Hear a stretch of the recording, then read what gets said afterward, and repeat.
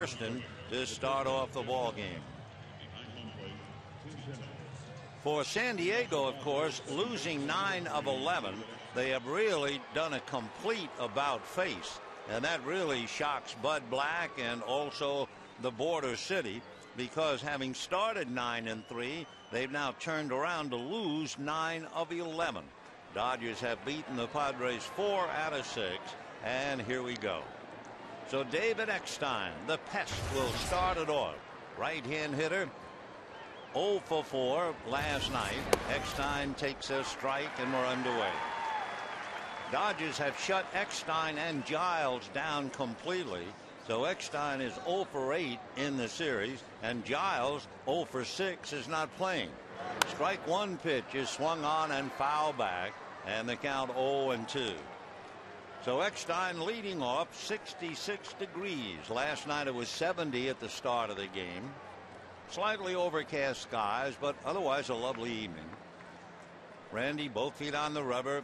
Eckstein bobbing back and forth, so determined. Swing, slaps a ground ball to the right side. Orlando Hudson is up with it and throws him out. So Eckstein grounds out. Let's take a look at the Dodgers. Ramirez, Kemp, and Ethier in the outfield. Blake, Furcal, Hudson, and Loney on the infield. And the battery, Randy Wolf and Russell Martin. And the batter now is Edgar Gonzalez. Edgar, the older brother of Adrian. He had a pinch hit home run against Pittsburgh on the 26th of April. Has not played in this series. Though finally checks in and takes a strike. Edgar Gonzalez, the last time he played shortstop, had some troubles defensively, allowed a couple of runs that helped beat San Diego. So 1 out, first inning, no score. Wolf into the windup. Randy comes back, and that's hammered to left. Back goes Ramirez. Watching it, he's at the wall. It is gone. Home run for Edgar Gonzalez, as he touches them all, going around on the trip. His second home run of the year, his third run batted in, and it's the other Gonzalez that gets the Padres on the board as Edgar hits 1 out.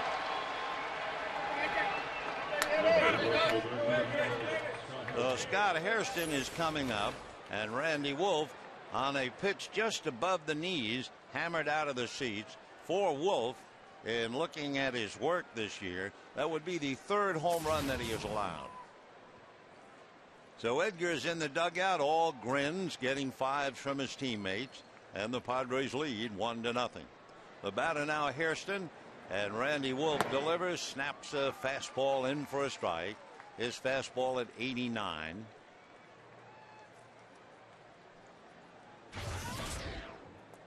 Hairston in last night's game had a double and was also hit by a pitch. Strike one pitch on the way to Scotty, and the right-hand hitter takes low. Hairston playing center field last night. He's playing left field tonight. He appeared as a pinch hitter in the game before, so he's been busy. Now the 1-1 pitch on the way is swung on and missed. 1-2. 1-0 Padres in the first inning, and Randy gives up a home run to Edgar Gonzalez. Hairston in the series 1 for 3. Edgar still smiles, enjoying every second of it, and why not? The 1-2 pitch, Wolf ready, back with a fastball off the plate, and the count goes to 2-2. The fastball was clocked at 91. Scott Hairston, over his last 10 starts, has hit .395. He's a pretty hot hitter. Wolf ready, turns, and the 2-2 pitch on the way is taken just off the plate. Ball 3. In looking at Randy working against the Padres, Eckstein was just 0 for 1. Edgar Gonzalez now is 3 for 6 with the home run. Hairston is just 0 for 1. Now the 3-2 pitch coming up, swung on and popped in the air. Going out is Orlando Hudson. Andre Ethier comes in, and it is Ethier making the catch for the out. So Hairston, a pop fly to shallow right, 2 down, and now Adrian Gonzalez, who is the true force of the San Diego Padres. came in and had a 12-game hitting streak that was snapped last night. He's still tied for the National League with 9 home runs, second in the majors.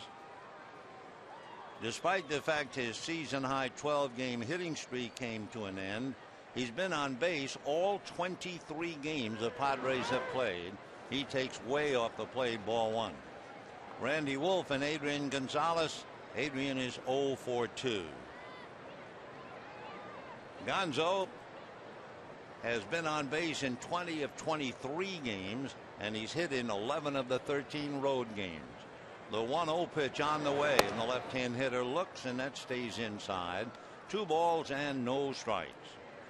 Padres 1, Dodgers nothing. Edgar Gonzalez hits one out, and here's Adrian. Adrian shut down last night, 0 for 3 with a walk. And the 2-0 pitch is swung on. Little nubber back to the box. Wolf picks it up plenty of time to throw him out, and that's that. However, the Padres get a run. The other Gonzalez, Edgar, hits a home run. The end of half an inning. Padres 1, Dodgers coming up.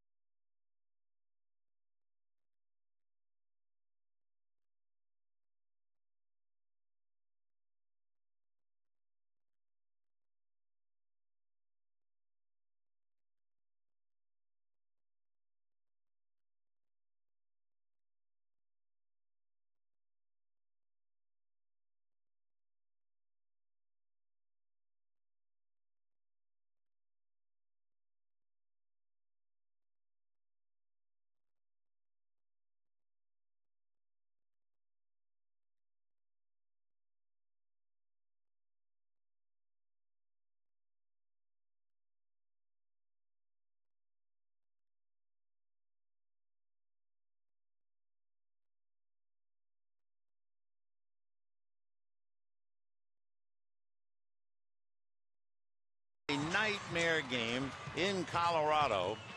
He is 6 feet 10, and of course it takes a lot of movement before he unleashes the ball, and the Rockies took advantage of that and stole 8 bases against him in 5 innings. In fact, Dexter Fowler, the Colorado leadoff center fielder, stole 5 all by himself. So if the Dodgers get aboard, certainly look for the running game. In Young's career, the opposition 91% successful as Furcal takes a strike. In fact, 2 years ago, the National League running against Chris Young was 44 out of 44. The big Chris ready in the strike 1 pitch. Furcal shies away. It's inside. 6'10", 260, working on Raphael, hitting .250 with a home run and 5 runs batted in. Furcal has been on base in all 22 of his games. And the 1-1 pitch, over the top fastball, hit to the right side.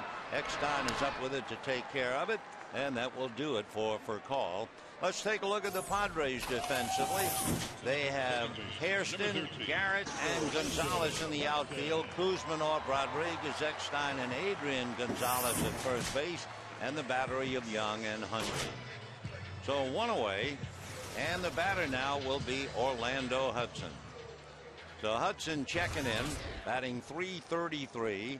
He has 3 home runs, 12 runs batted in.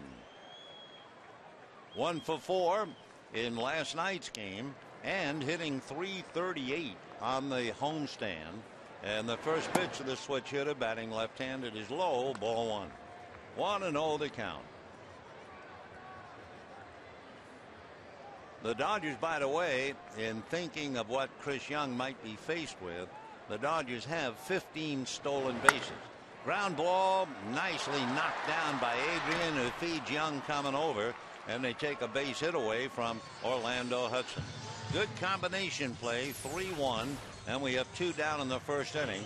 Gonzalez won a Gold Glove last year, and on a play like that, you can understand. So David Eckstein and Adrian Gonzalez have a little chuckle on a good play by Adrian. Let's match up Chris Young with some of the Dodgers, and we'll start with Ramirez. Manny is 4 for 12 with a home run against him. James Loney is hitting .417 against him. Andre Ethier .391.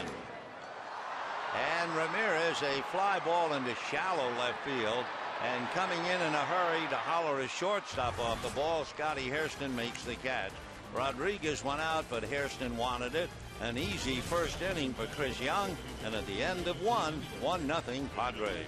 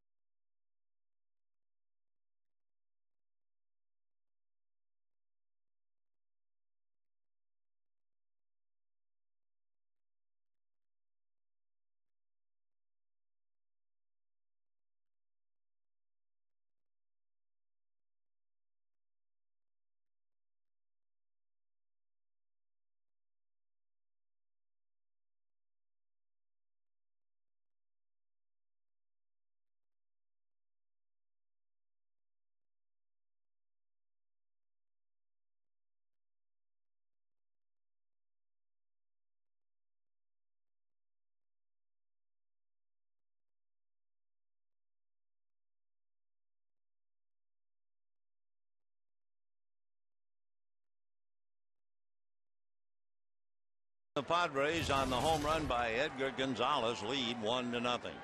So Randy Wolf working now on Kuzminov, Garrett, and Hundley. Interesting to point out about Randy Wolf so far this year. He's allowed a run in the first inning in 4 of his 6 starts. Big slow curveball swung on and missed. That curveball in the low 60s. 0-1 the count. So his first inning earned run average is 12, and after that 2.7. Strike one pitch on the way, and that swung on and hit foul off first. Loney coming over for a look, but that's all. Hits an empty chair, bounces way back. So 0-2 the count to Kevin Kuzminov, batting .247. He has a home run and 8 runs batted in. So the big third baseman waiting at the plate. 1 for 3 last night. He had a double and a walk, and he lifts one again off to the right and out of play. So it's still 0-2 to Kevin Kuzminov. Kuzminov has hit safely in 10 of the last 14. Right-hand batter with power, but he has just one right now. Wolf into the windup, and the strike 2 pitch, breaking ball down in the dirt, blocked nicely by Martin, and a 1-ball 2-strike count. Randy Wolf, the veteran, and of course for the Dodgers, it's good to have a couple of veterans going with Wolf tonight, Billingsley tomorrow, and they still have to wait for Hiroki Kuroda.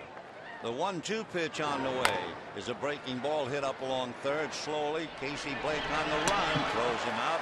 Nice little bit of footwork by James Loney, and we have one down in the second inning. Center fielder number 33. So Randy Wolf gets the leadoff man, and that will bring up Jody Garrett. Good play by Casey Blake. Day in and day out, he's done a solid job. In fact, the Dodger defensive alignment has been very good. Everything has fallen into place. The Dodgers have made only 9 errors. And the pitch to the plate now is low, ball 1, 1-0. So Garrett and Hundley. Jody waiting at the plate. In and out of the lineup. And the 1-0 pitch to the left-hand batter is off the plate. 2 balls and no strikes. Jody 0 for 1 last night. He came in as a pinch hitter and struck out against Jonathan Broxton. Now the 2-0 pitch on the way. Check swing on a pitch up. Ball 3. 3-0 to Jody Garrett. They've moved him around a little bit, but basically he's a center fielder. And Randy Wolf heaves aside. Down 3-0 here in the count. And the next pitch in for a strike. 3-1. Hundley on deck, and of course being shut down last night on 4 hits. San Diego had to bounce back in a hurry as Garrett swings, doesn't get it, and they got that run in a hurry. The second hitter, Edgar Gonzalez, hitting the home run. 3-2 the count as Edgar for the moment is a spectator. Randy looks down, getting a sign from Martin, who sets on the outside part of the plate, and Wolf hits the target for strike 3 call. So Martin hanging out on the edge, and Wolf came right to him for a strike. Worked it actually on the inside portion of the plate, even though Martin was hanging the other way. And with 2 down, he picks up a strikeout, and Nick Hundley coming up. Hundley, the young catcher who was embarrassed the other night when Giles' throw from right field inexplicably skipped on by him. Didn't play last night. 1 for 3 the night before, and the right-hand hitter takes a strike. 0-1. Hundley has hit safely in 8 of the last 10, 9 of 12, though he settled in nicely, hitting .268 with a home run and 7 runs batted in. Now the strike 1 pitch. He has a look, and that's low. 1 ball and 1 strike.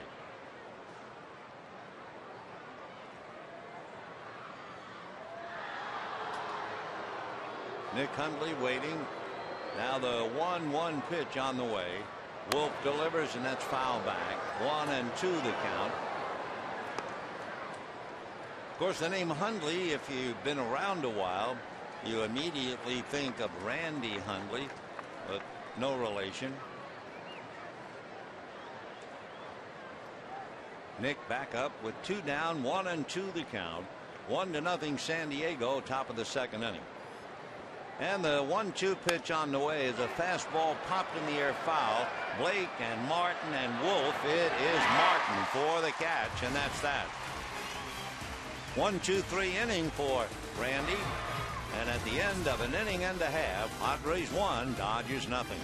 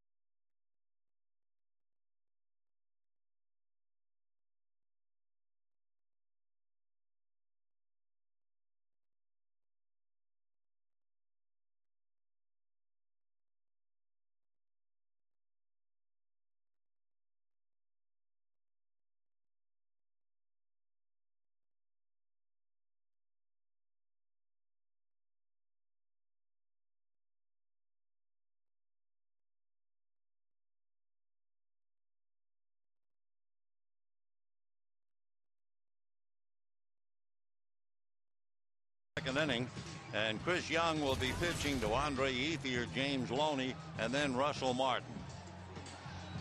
Andre Ethier, among other things, has 4 home runs against Chris Young. Ethier hitting .391 in his career against the big right-hander, who, by the way, just does not give up home runs to right-hand batters. He has given up just 1 so far this year, and that was to a left-hand hitter, Chase Utley. So Ethier with big numbers and hitting .302 for the year, and Chris Young ready to come back into the windup, over the top fastball, and that's a strike. Chris Young working on Ethier, Loney, Martin, and the Padres leading 1-0.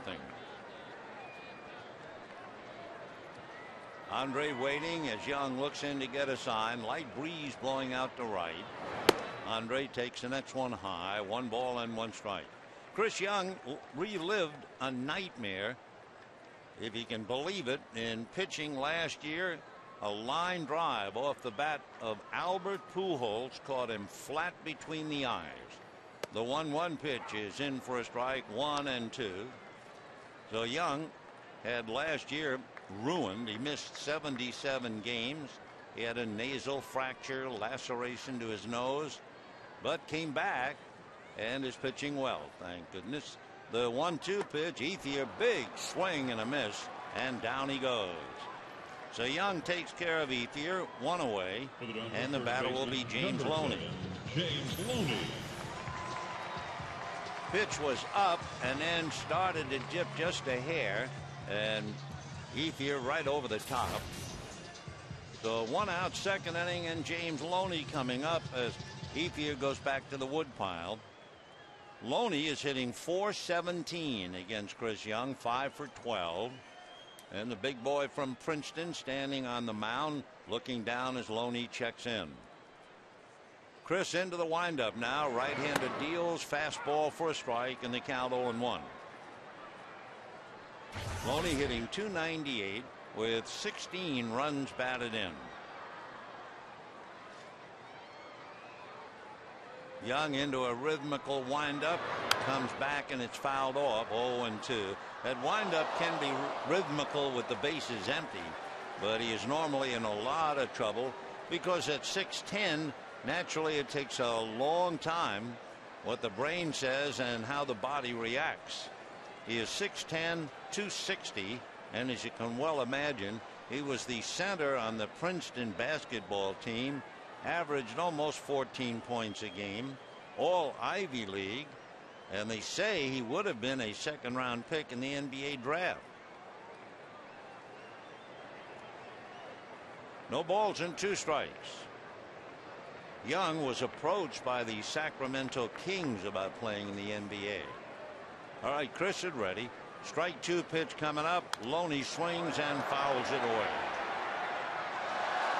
For Chris Young, he has succeeded in getting his credits, and he graduated from Princeton with a degree in politics. And what made it interesting, he wrote a senior thesis on Jackie Robinson's impact on racial stereotypes in the media.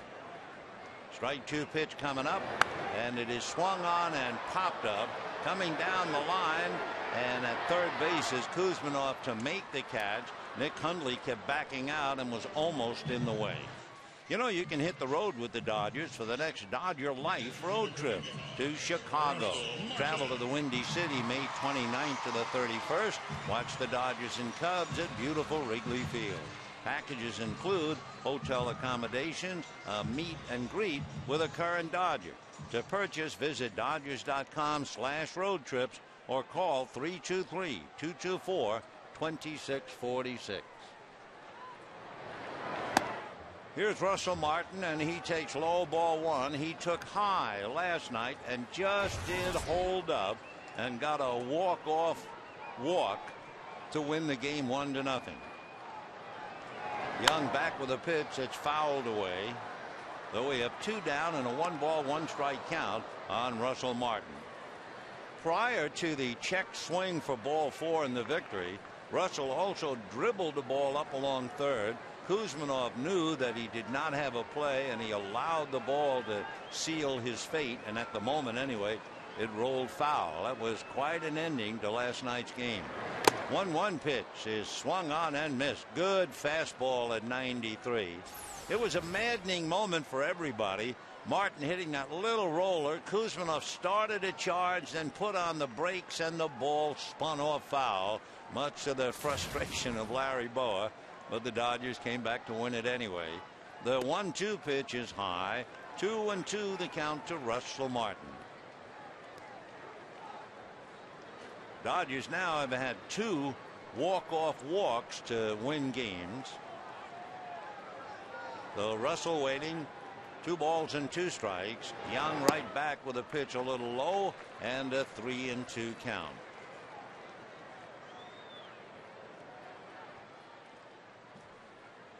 Waiting on deck, Matt Kemp. Another interesting thing about Chris Young, he had a great road string of victories. Now the 3-2 pitch coming up, and it's swung on and lined to left, and it'll be a base hit landing in front of Hairston.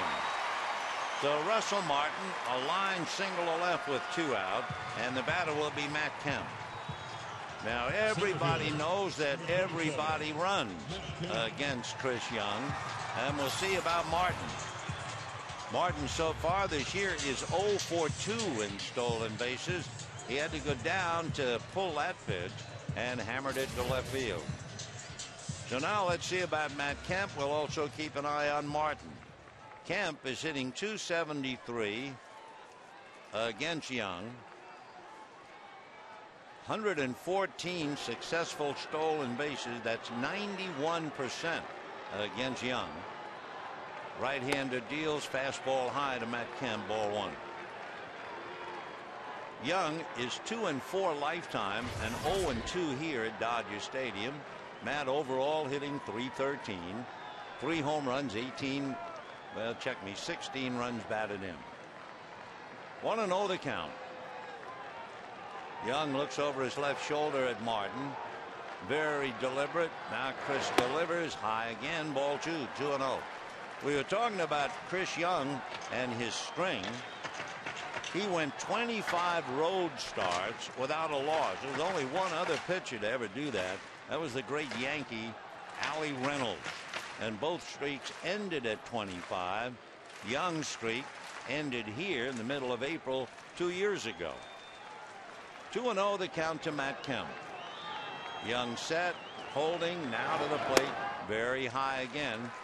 So it is obvious you get a man on base, and it puts a little extra pressure on him with Casey Blake waiting on deck. 1-0 Padres. First inning home run by Edgar Gonzalez, who is starting in right field for the Padres for only the 6th time this year. Brian Giles sitting down. 3-0 pitch coming up, and that's taken way inside, ball 4. So Chris Young gives up a 2-out single to Martin, proceeds to walk Kemp, and here is Casey Blake. Blake in the past 2 for 7 with a home run against Chris Young. Young, as we said, has been so tough in allowing home runs to right-hand batters.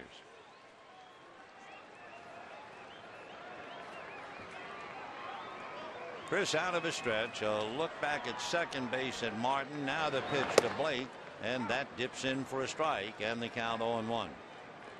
Right-hand hitter who homered against Chris Young would be Ricky Weeks of Milwaukee.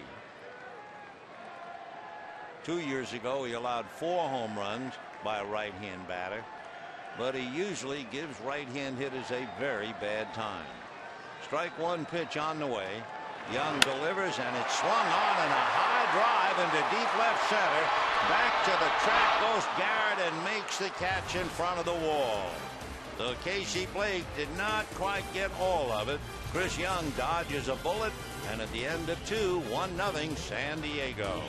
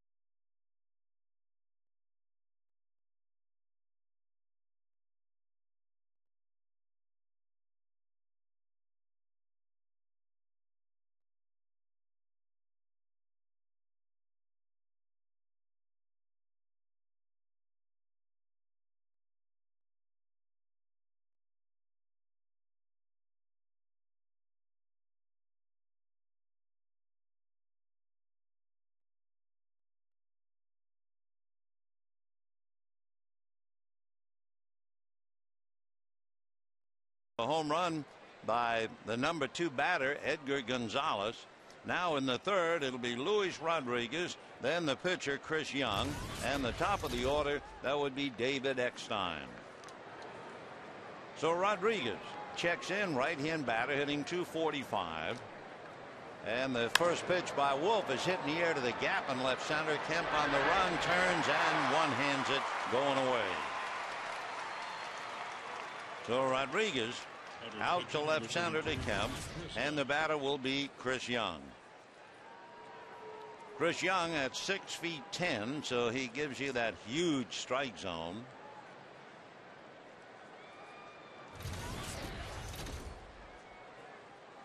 So Chris waiting, and Wolf hangs 10, standing on the rubber, looks down to get a sign. And the first pitch of the Padre pitcher is in for a strike, and the count 0-1.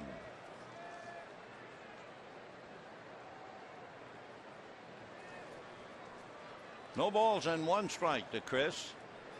Strike 1 pitch on the way, and that's a fastball outside. Young with the bat doing okay. He's 3 for 11. And in his 11 trips to the plate, he has only struck out twice. Very good for a pitcher. 1-1 pitch on the way, and Chris swings, doesn't get it. 1-2 the count. Final game of the 4-game series, that'll be tomorrow afternoon. Chad Billingsley and Chad Godin. And of course, Billingsley will be pitching while he is going into his Defiance High School Hall of Fame. But that's tomorrow. And that's strike 3 called to Chris Young. So strikeout number 2 for Randy Wolf. And the batter will be David Eckstein. Eckstein either hitting 1 or 2 in the lineup, and has not been able to provide a spark, and certainly one reason that the Padres have struggled in the series. In the first game of the series, Giles and Eckstein collectively went 0 for 7. Then last night they went 0 for 7, and tonight Giles sits down and Eckstein is 0 for 1. Randy Wolf ready and delivers. David has a look, and it's low. Ball 1, 1-0. So meanwhile, Brian Giles sitting behind Bud Black, taking in the ball game. The 1-0 pitch on the way, and that's in for a strike, and the count 1-1. Eckstein so determined at 5'6", chokes up on the bat, grits his teeth. The 1-1 pitch is off the plate and high. Ball 2, 2-1. You really admire a fella at 5'6" fighting all these big guys. And he sure is determined. The 2-1 pitch is taken off the plate. 3-1 the count.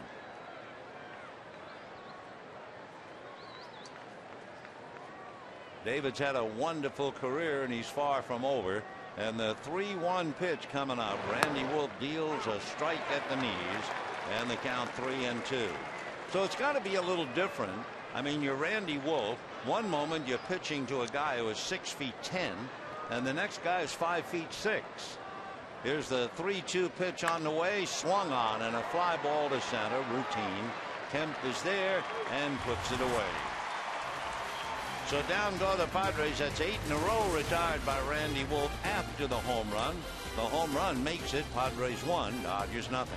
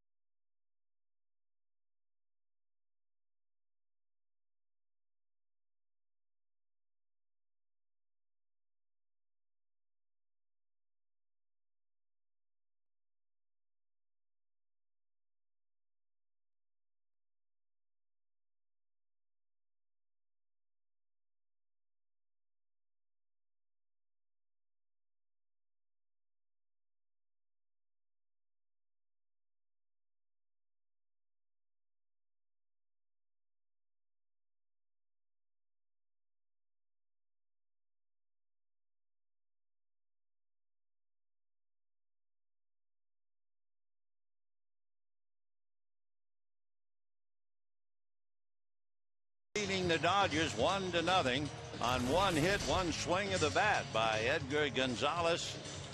Nice Saturday night crowd. Hope you'll be with us tomorrow afternoon. We had 47,210 last night and 54,628 for the first game of the series. So now Randy Wolf, not a bad hitter, followed by Rafael Furcal and then Orlando Hudson. And the first pitch to Randy is low and inside, ball one. Young worked hard in the second inning. He made 20 pitches. That's when he gave up a 2-out single to Martin and walked Kemp, but he was able to get Blake on a long fly ball. The pitch in for a strike. For Chris Young, he is basically a fly ball pitcher. So his outfield has to be at the ready all the time. The 1-1 pitch on the way is a little low, ball two, 2-1. Chris, who first came up to the Texas Rangers, was originally signed by the Pirates out of Princeton, but he never made it with Pittsburgh. 2-1 pitch on the way. Randy grounds one just over first and down the line. After it is Edgar Gonzalez. Randy is at second, and they will stop him there. He didn't have to look at Larry Boa. He was not about to even think about going to third. So Randy Wolf grounds one over first base, and the Dodgers have the tying run now at second. Nobody out. Furcal, Hudson, and Ramirez trying to pick him up. So Young worked the ball down, and Randy just went down to get it and pulled it right over the bag. Edgar Gonzalez having to play the runaway off the wall, and Young now in trouble with the runner at second. Nobody out for Furcal, Hudson, and Ramirez.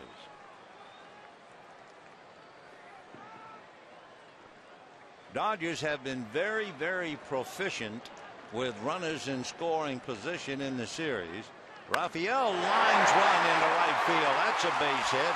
Randy Wolf will score, and just like that, the Dodgers have tied it up 1-1.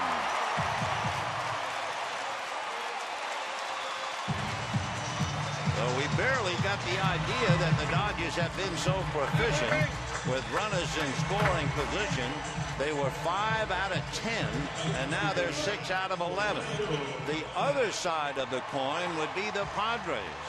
The Padres are 2 for 19 with runners in scoring position, and thereby hangs the tail.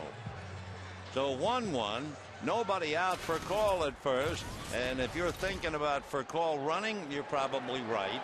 He has stolen 3 out of 4, and he's now against a pitcher who is very vulnerable to the stolen base. Hudson at the plate. Young set at the belt. Furcal not going, and the pitch inside, ball one. 1 run, 1 hit for the Padres. Edgar Gonzalez home run. 1 run, 3 hits for the Dodgers. A left hook by Randy Wolf for a double, and a right cross by Rafael Furcal with a single. And just like that, the Dodgers tie it up. 1 ball and no strikes to Orlando Hudson. Young set, bent at the knees a bit, turns, throws to first, and Furcal back on the bag.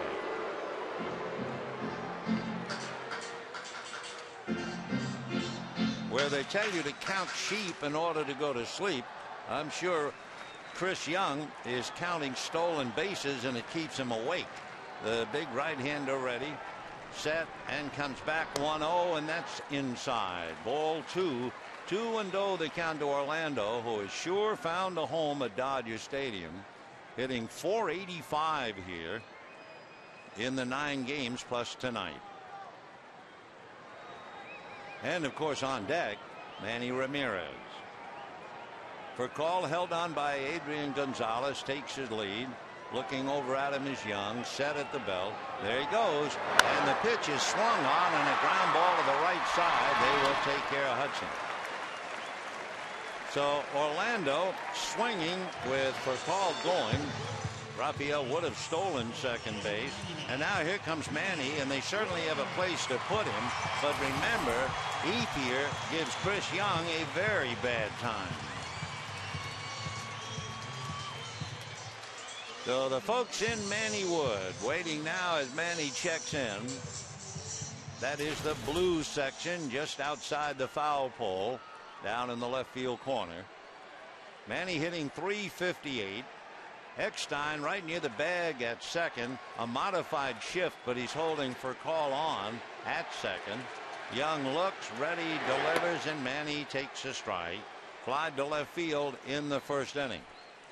Ramirez 0 for 2 and 2 for 5 in the series. 0 for 2 last night. 0 for 1 so far tonight. Fly to left. Eckstein right at the bag. Young looking back. Then David retreats. And Young comes to Ramirez way inside. 1 ball and 1 strike. Naturally, with Ramirez a power hitter up there, Kevin Kuzminoff is deep at third. So Eckstein is doing his best to take a couple of steps away from Furcal. So he's almost but not quite like a first baseman. He gets so close to the bag. Young looking, waiting.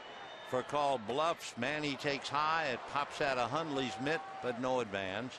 2 balls and 1 strike to count. It's tempting with Kuzminoff that deep. So Furcal keeps looking down the highway, and David Eckstein is right behind him at the bag. 2 and 1 to count to Manny Ramirez with Andre Ethier on deck. Dodgers 1, Padres 1. We're only in the 3rd inning. And the 2-1 pitch to Manny. Young is set, staring at Furcal, still staring. Now works his hitter, and Manny takes inside. Ball 3. 3-1. So Ramirez getting a lot of respect, and if you've been following the Dodgers, you know he's been walking a lot. He's walked 22 times already. Black just squinting out at his pitcher, and we'll see whether 3-1 he's going to try and throw a strike or pitch around him, but there's more trouble on deck with Ethier. Now the 3-1 pitch coming up. Fastball swung on and missed. Answer to all the questions. So Manny really let it out, and Young got the ball up, and Ramirez came up empty. 3-2 the count. Edgar Gonzalez homered in the first. Here in the third, Randy Wolf doubled, and Rafael Furcal singled him home to tie it up. Now Furcal at second base with 1 out. 3-2 the count to Ramirez. Young ready, and Chris delivers. Breaking ball down and away on a check swing for ball 4.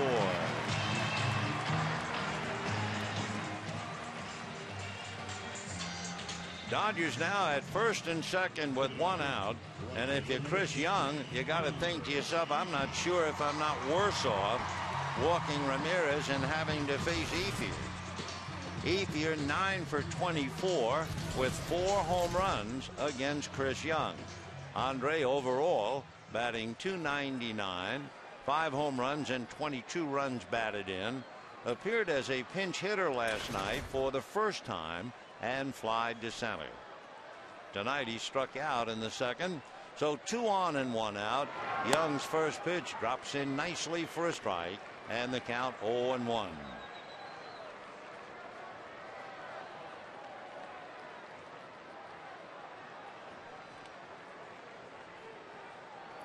Ethier straightening up at the plate. Manny a short lead at first. Furcal at second, and Ethier fouls it away. That must be quite a feeling, standing at home plate like Ethier or any of the other Dodgers and looking out at Chris Young, 6'10", standing on top of a 10-inch mound.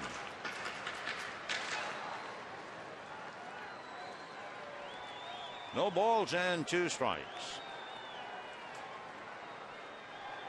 Young bent slightly at the knees, set, ready, and delivers. Ethier takes very high. Hundley out of the crouch to Spirit. 1-2 the count. When Chris Young was with Texas, his pitching coach was Oral Hershiser. Oral contributed to Chris's success. 1-2 to Andre Ethier. 1 out. 2 on, 1 in a 1-1 tie. Young ready and comes back, and Ethier hits it foul down the left field line, slicing well back into the stand.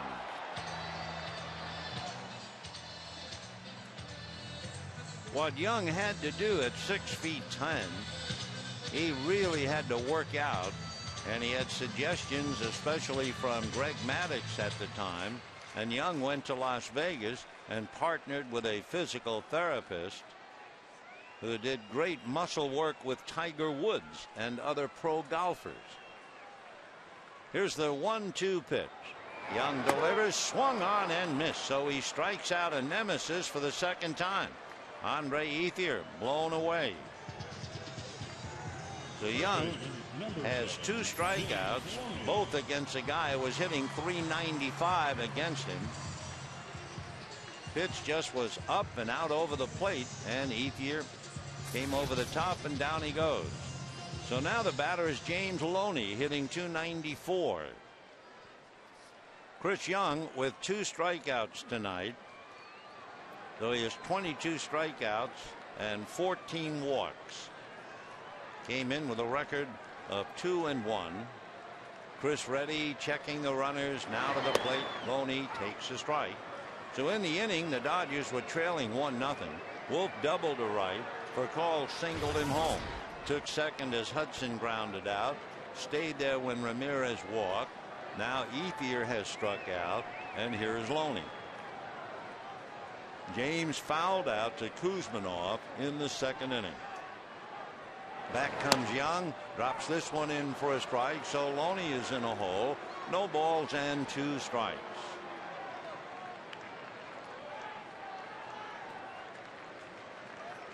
Game 3 of the 4-game series. It is game 7 between the Dodgers and the Padres, 7 of the 18.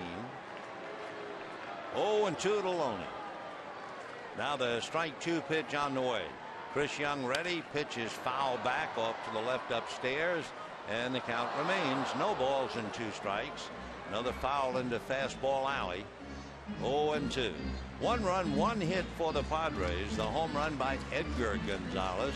1 run, 3 hits for the Dodgers. So Randy Wolf, as usual, little trouble in the first inning, and now he's retired 8 in a row. 0-2 the count.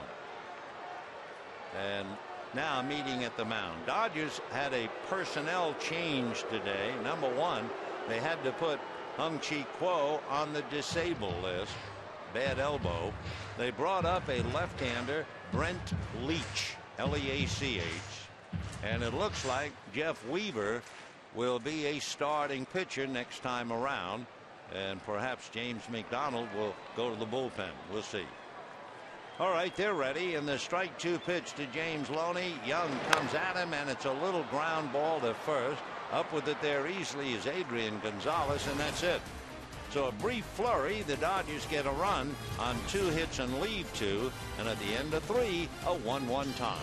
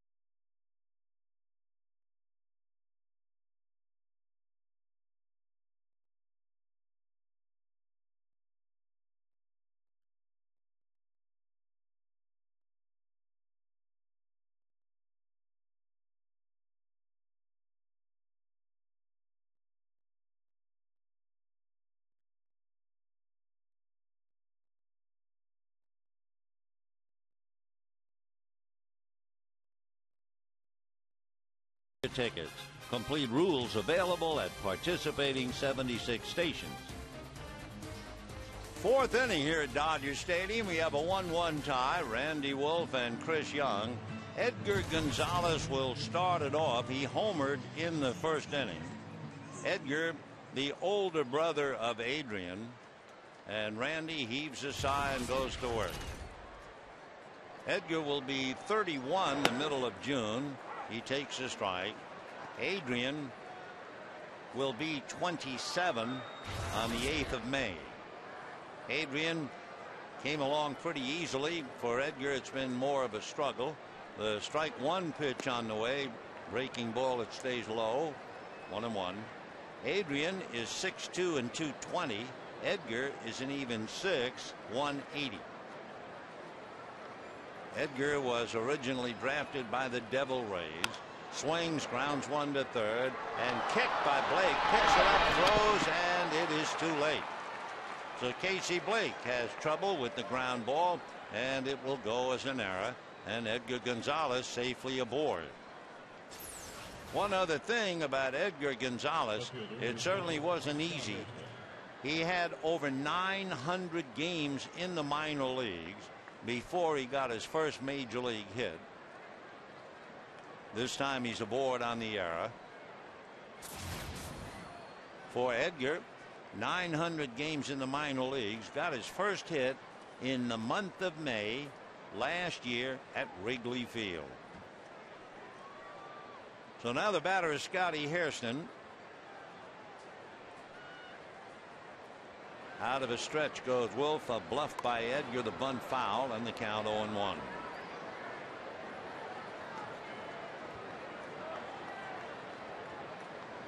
Not much to know about Edgar Gonzalez over at first. Last year he had one stolen base, but he was caught 3 times, and he does not have any attempts this year. Adrian is on deck. 0-2 the count to Scotty Hairston, who flied to right field in the first inning.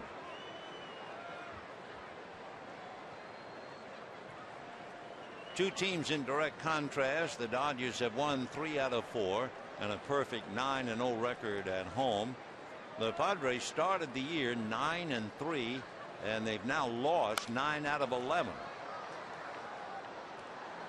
0-2 the count to Scott Hairston. Bud Black doing sendmessages to Glenn Hoffman over there at third, who repeats the same gesture. We'll see what that might mean.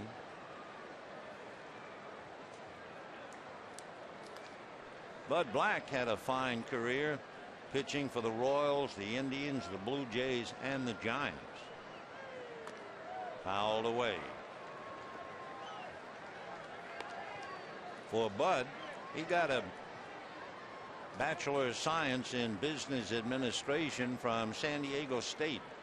And when he was in college 30 years ago, he got in the habit of attending a lot of Padres games. Little did he know that one day he'd be the manager. His father was a hockey player. In fact, Harry Black Sr. played 3 years with the Chicago Blackhawks of the NHL. 0-2 the count to Scotty Hairston, the son of a major leaguer. And there goes the runner. The pitch is high. Martin's throw, short hopped and tagged, and then dropped, but after the tag. So Edgar Gonzalez on a good tag by Orlando Hudson, having to short hop the throw by Russell Martin. So the error is erased. Edgar Gonzalez going head on, but he was tagged out. 1-2 the count. Nice short hop play, and then the tag on the knee just before the foot hit the bag. 1-2. And Hairston got a piece of it, but Martin got the whole thing, and Hairston strikes out. So 2 down, and Adrian Gonzalez coming up. Time for our Aflac trivia question. So put on your thinking cap, and here's the question. Bud Black, one of 2 men in the last 50 years with 100 wins as a pitcher and manager. Who's the other? Bud won double figures, won as many as 13, 12 a couple of times, 10. Had a good career from 1985 through 95. So here is Adrian Gonzalez, hit back to the box in the first inning. Randy ready off the plate, ball one. Padres are okay against left-hand starters. They are 6-4 against left-handers. Dodgers are 5-1 against left-handers. Foul ball.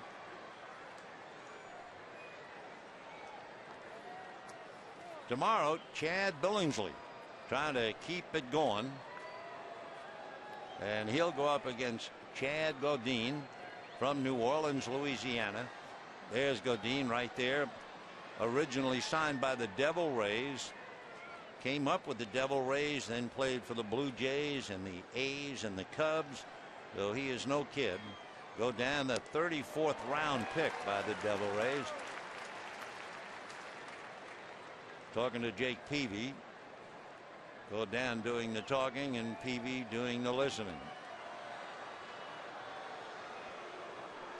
1 ball and 2 strikes. The count to Adrian Gonzalez. On the hands, and a great catch by Russell Martin. So down goes Gonzalez. 2 strikeouts in the inning, 3 in the game for Randy Wolf, and we're still locked in 1-1.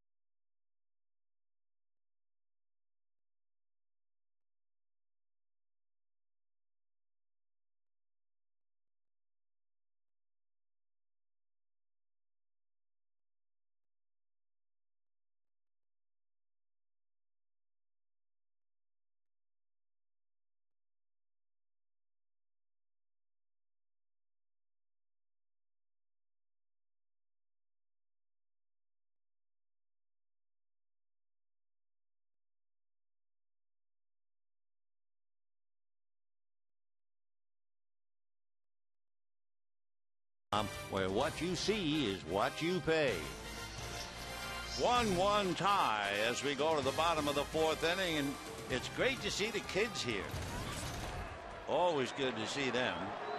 Families having a night out, taking in the ball game, and kids being kids, they're fun to watch. Russell Martin starts it off, ground ball to the hole and through, and he's 2 for 2 against Chris Young. Remember the trivia question? It started talking about Bud Black. The fact that Black has, in the last 50 years, he has 100 wins as a pitcher and a manager. Who is the other to share that honor? And the answer would be Larry Dierker. Remember Dierker? Fine pitcher with the Astros and later became a manager and did exceptionally well. Interesting note, too, about Bud Black. He's the only current manager who was a pitcher in the big leagues. The only one. Ball 1. One of the stories I always like about Bud Black, his mom passed away about 7 years ago, and he was talking about it one night. And he said, you know, when I was playing in the Little League, my mom would iron my Little League uniform every day. He said, who ever heard of ironing a Little League uniform? And then he'd shake his head, maybe a little teary, and say, that was my mom. Yeah, ironing the uniform for her son Bud. 2 balls and no strikes the count to Matt Kemp. Casey Blake on deck.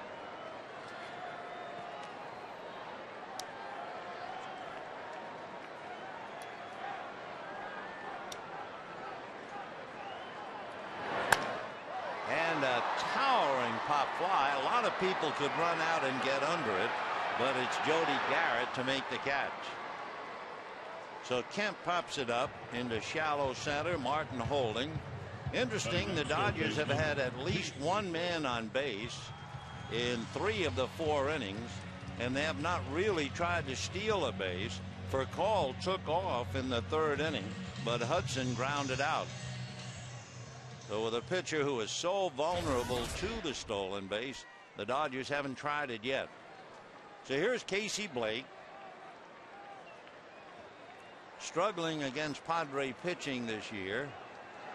Throw to first. Martin diving back on the bag. Russell 0 for 2 in stolen bases.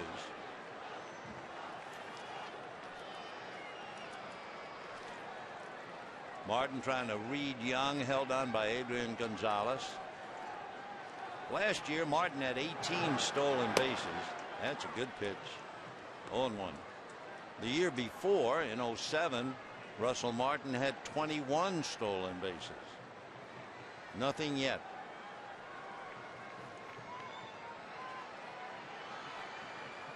There you go.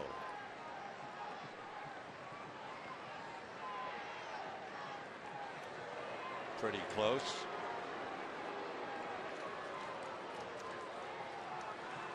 Bottom of the 4th inning, a 1-1 tie. The pride of Princeton, Chris Young.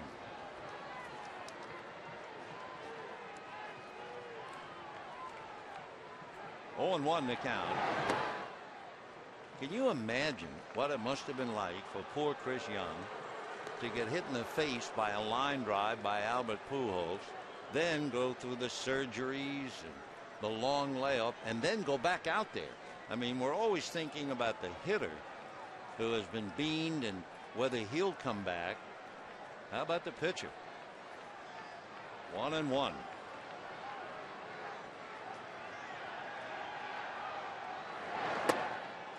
And on the inside corner, 1-2 to Casey. We mentioned that Young basically is a fly ball pitcher, and Blake hit one that had the crowd standing, but it was caught in dead center by Jody Garrett. Very light breeze, barely stirring the flags, going from left to right. 1-1 tie, bottom of the 4th.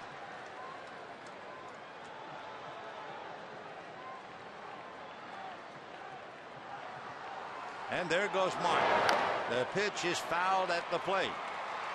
So the Dodgers had Furcal going and Hudson grounded out. Now they have Martin going and Casey fouls it off. 1-2 the count.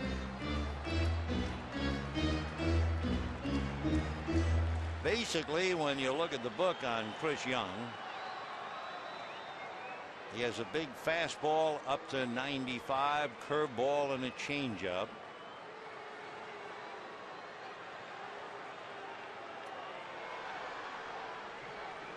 One-two pitch on the way. Time. No pitch.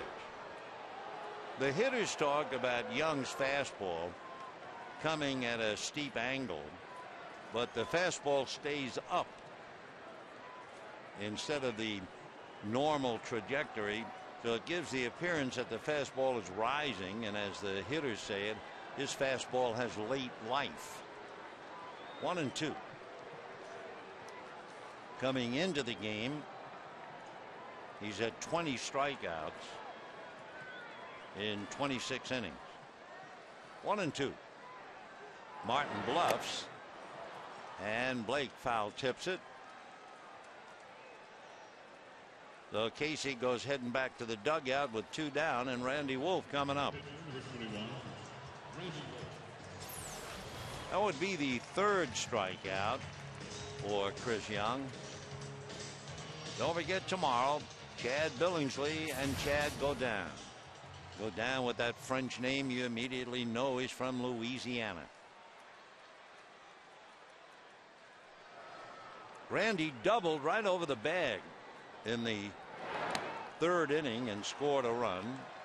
Doesn't get that one. 0-1.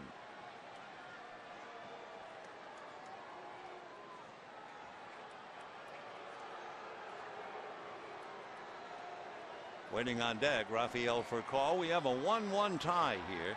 Dodgers 1 run, 4 hits. Padres 1 run, 1 hit. A home run by Edgar Gonzalez. A bunt attempt, and he leaves it in Hundley's mitt. 0-2.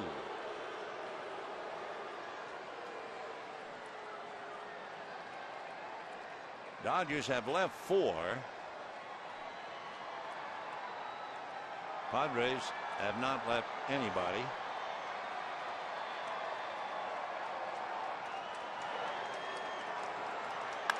Ground ball to the hole on the grass, making a sliding stop as Eckstein to make the play. So David the Pest, he is always there, it would seem, to give the opposition a bad time, and at the end of 4, a 1-1 tie.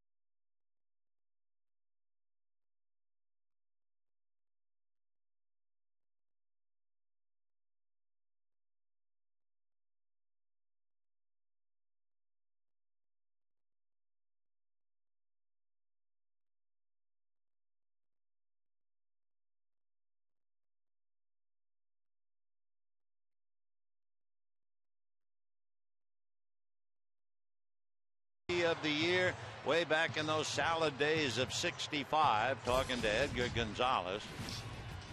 Meanwhile, Edgar Gonzalez listened to Jimmy and probably hit a home run in the 1st inning just over the left field wall, and that accounts for the San Diego run. So now we move to the 5th inning in a 1-1 tie.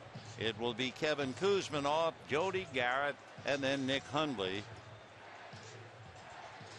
Kuzminoff grounded to 3rd, 0 for 1. A little bit of a chant, Randy, Randy. 1 run, 1 hit for the Padres. 1 run, 4 hits for the Dodgers. Strike. Kevin's dad, drafted by the Chicago Bears, but never played a game in the NFL. Great way to break in a grand slam on the first pitch of his career. Good breaking ball in on the fists. 0-2. Kevin batting .244. He has a home run, 8 runs batted in. Padres had Gonzalez homer, that's Ethier, and Edgar reach on an error, and he was erased trying to steal.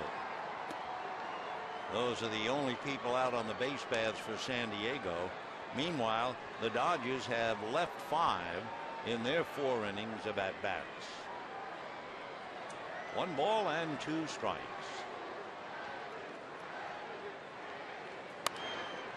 Foul ball upstairs off to the right.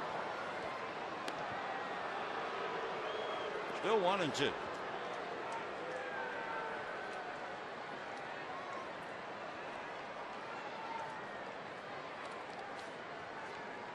Kuzminov in the past against Wolf. 0 for 3. 0 for 4 now. And a little ground ball. Casey gets in front of the ball and throws it out. So 1 away on the ground ball to Blake. And the batter will be Jody Garrett, who struck out in the 2nd inning. Randy Wolf has 4 strikeouts. And he's only allowed that 1 hit, the home run.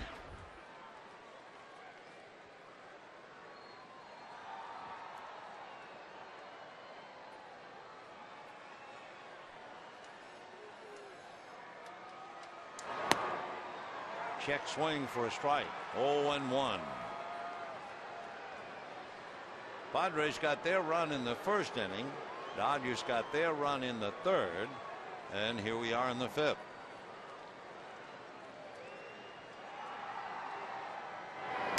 Foul back on a check swing. So 1-2 to Jody Garrett.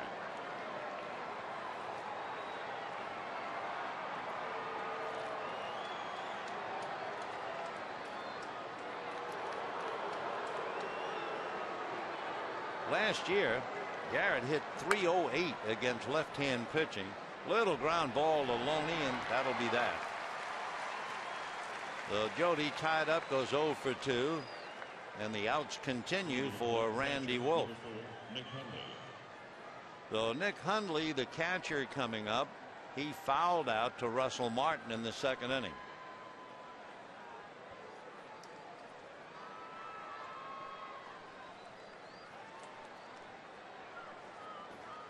Two down in the 5th, 1-1 tie. Padres have 1 hit. The home run by Edgar Gonzalez. Foul back, 0-1. Boy, we've seen some pitching last night. Jake Peavy and Clayton Kershaw. And now Randy Wolf and big Chris Young putting on a show. Jake Peavy, brilliant. Although he didn't lose personally, his team did. What a game he pitched. And Clayton Kershaw, perhaps inspired, and Clayton pitched a gem. 7 innings, 2 walks. Outstanding game last night. And this one's shaping up the same way.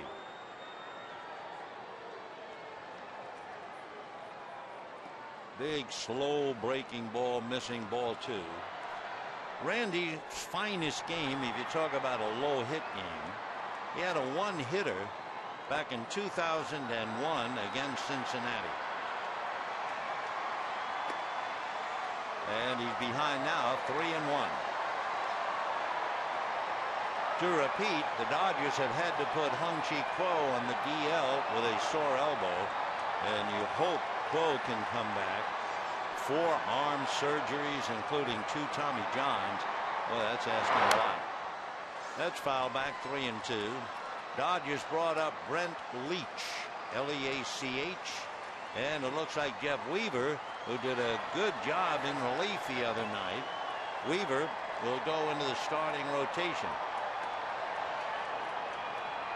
Weaver pitching 4 innings, having just been called up from Albuquerque, and obviously the Dodgers liked what they saw. 3-2. And a little foul off first. Doubtful for Loney. He'll come over, but 5 rows back in.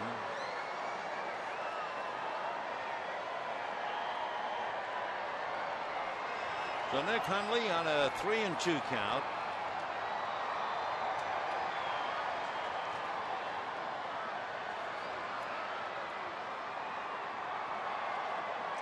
Nick out of Oregon and lives in Washington, but he went to school at the University of Arizona. 3-2. And ball 4. So Randy Wolf walks his first man, and that'll bring up the shortstop, a switch hitter, Luis Rodriguez. For Randy Wolf, talking about ratio, he has 4 strikeouts to give him 31.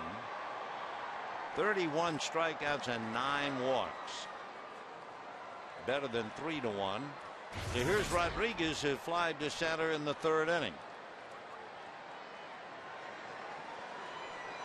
Like Edgar Gonzalez, Luis Rodriguez spent a lot of time in the minor leagues.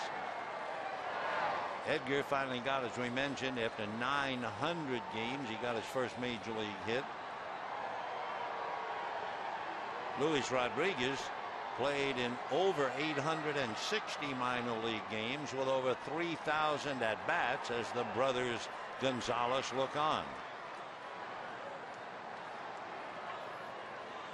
Luis is from Venezuela.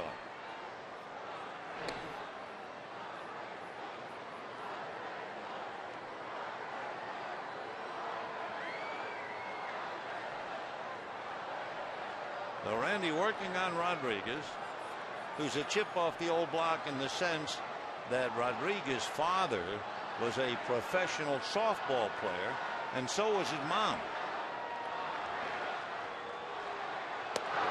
And a strike. And of course, coming from Venezuela as a little boy, all he heard about was Luis Aparicio and Davy Concepcion.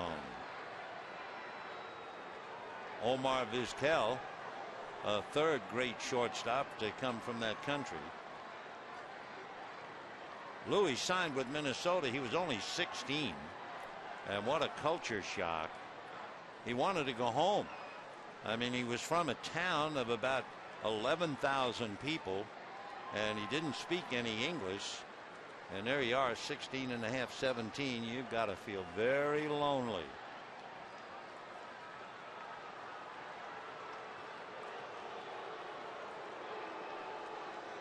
Oh, and 1. Big, slow breaking ball, 60 some odd miles an hour, and he drops it in there, and the count 0-2.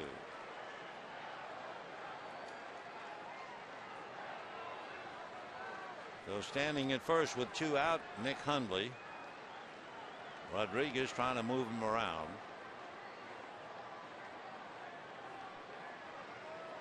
1-1 tie in the 5th.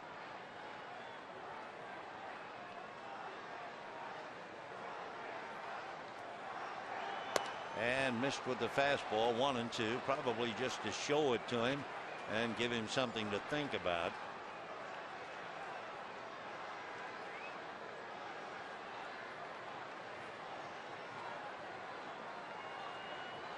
Rodriguez, 28 years old, be 29 the end of August. 1 ball and 2 strikes. There goes the runner, Hundley. The pitch way outside. He got such a big jump. There was no chance to get him. So you keep waiting for the Dodgers to run wild on Chris Young. And you can see Hundley looking back. So that was supposed to be a hit and run play. Nick steals a base. Young catcher doing it while he still can. For Hundley, that's his first stolen base. He's 1 for 2. So now let's see about Rodriguez with Chris Young on deck. 2-2 the count. Breaking ball fouled off.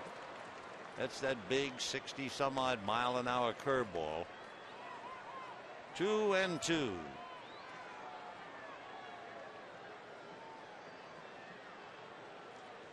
Dodgers 1, Padres 1, top of the 5th. Tiebreaker at second with Hundley.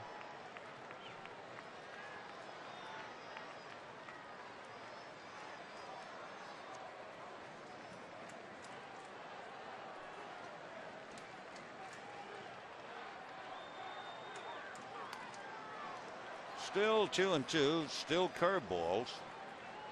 Rodriguez checking with plate umpire Tim Timmons that he swung at a strike. 2-2.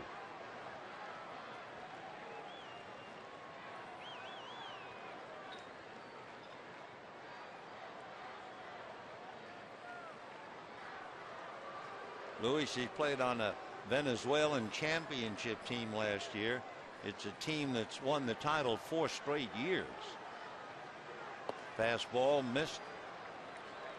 As he said, not a big team. Caracas is the Yankees of the Venezuelan league. On his team, they have Miguel Cabrera, Ronnie Cedeno, and a lot of pride. 3-2 the count.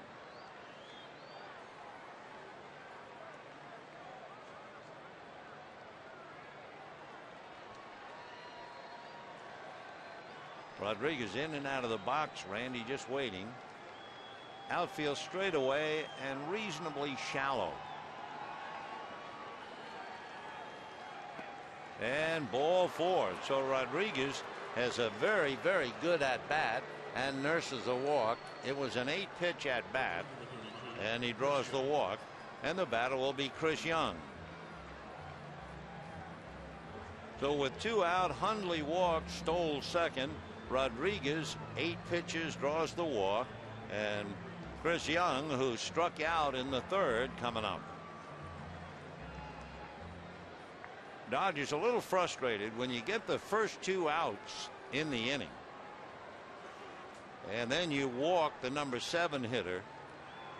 You really want that number 8 hitter, so the pitcher will start the next inning, but the Dodgers let number 8 get away, and that's ball 1.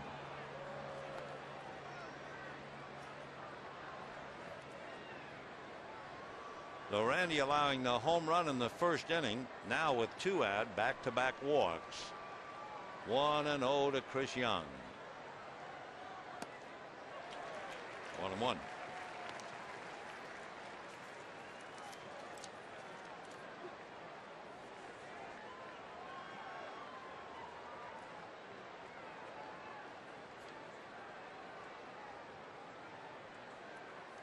Randy trying to get out of the jam against his opposite number.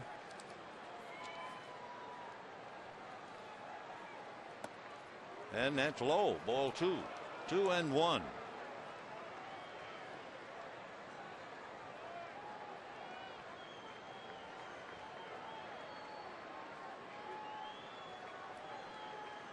Two balls and 1 strike.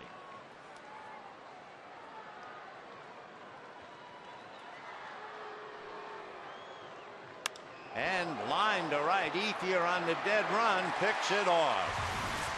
Chris Young hit it right on the button and lines out to Andre Ethier. No runs, no hits, 2 left at the end of 4 1/2. A 1-1 tie.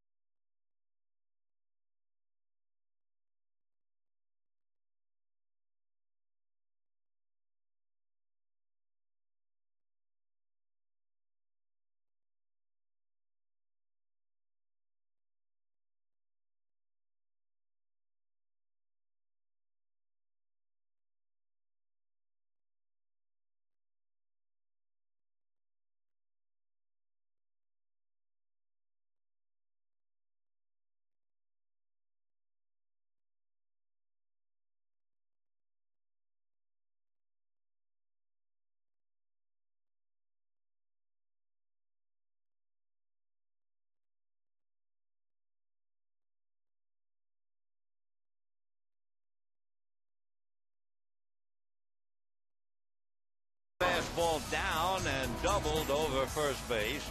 That brought up Rafael Furcal. He got a fastball up and single to right, and the Dodgers have their run to tie it up 1-1.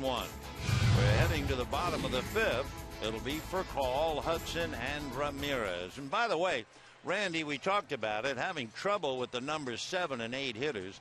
He made 27 pitches in that inning against the bottom of the order. He's lucky, however. Chris Young lined out to Ethier, and the Padres are now 2 for 20 with runners in scoring position in the series.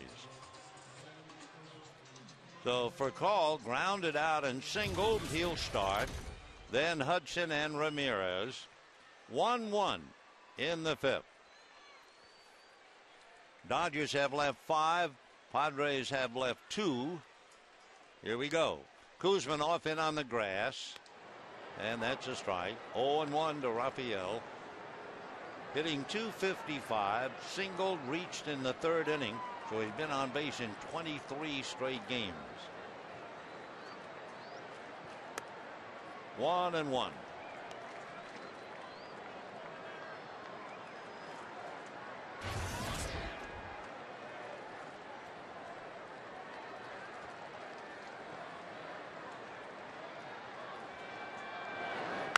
And that's fouled away. And looking over the book, you see the Dodgers have had 5 base runners. They have tried to steal twice. Each time the hitter hit the ball. Foul ball and a ground out. 1-2. Another foul. It figures that Rafael might very well have the day off tomorrow. Joe Torre talking about saying, I think maybe Rafael will be off. 1 ball and 2 strikes.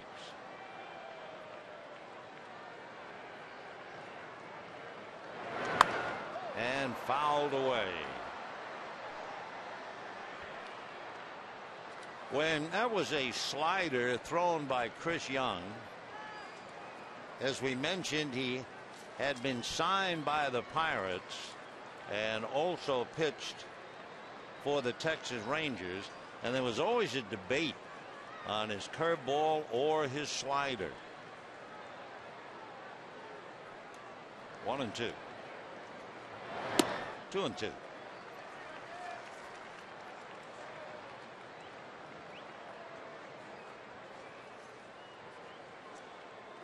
Chris will be 30 into May.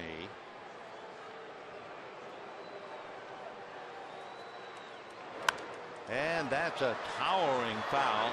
Hundley coming back at the base of the screen. No play. Maddeningly close, but on the other side.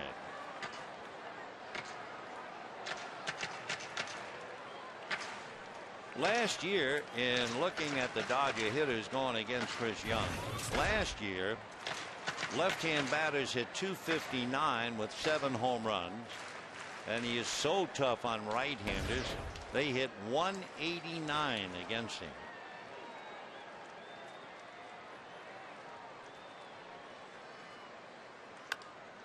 High fly ball deep to left, but very playable. Hairston is there.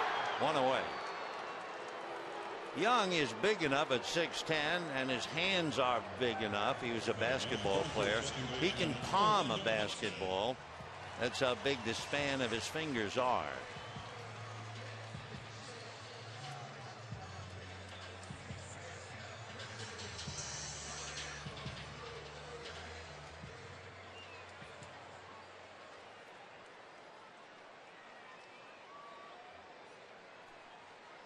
When Young was with the Pirates, they were the ones who had him drop the curve and insisted he throw the slider. Fastball, ball 1.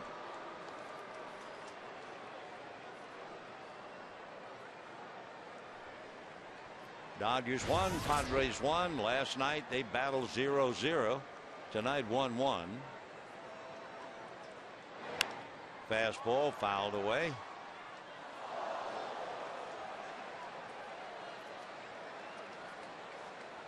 Young doesn't have to throw that hard.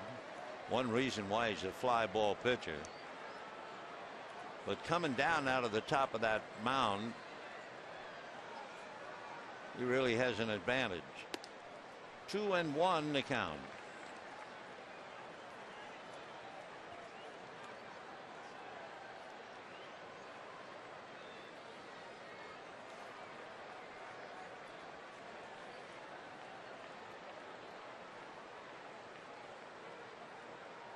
And ball 3.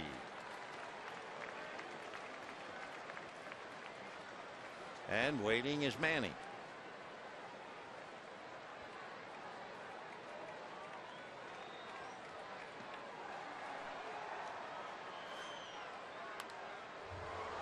Three and 2 the count to Orlando, who has grounded out twice.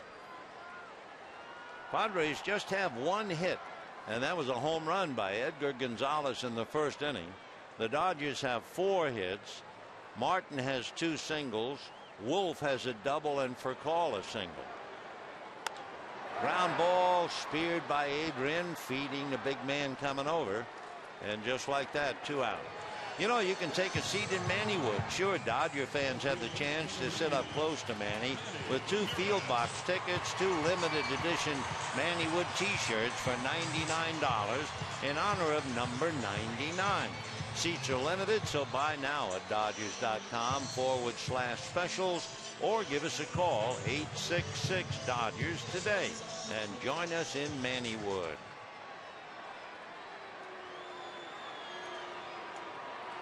Some wouldn't, but Manny would. And a strike.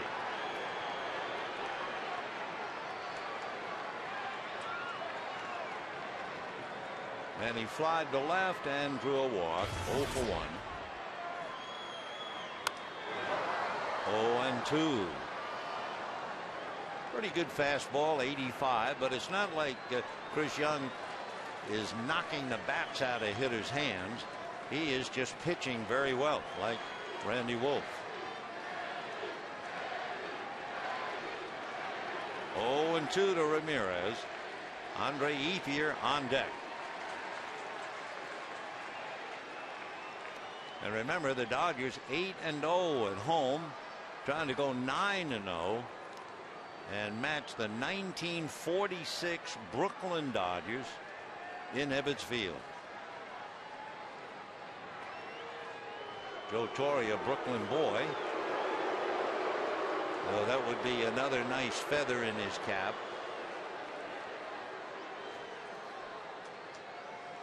The other nice advantage for the Dodgers, they are beating up on the West. The Dodgers are 15-6 against Western Division teams. So the Giants are 3.5 back, and the Padres are 4.5 back. That's off-speed pitch dropped in. The last thing Manny wanted, a 70-mile-an-hour change, and at the end of 5, a 1-1 tie.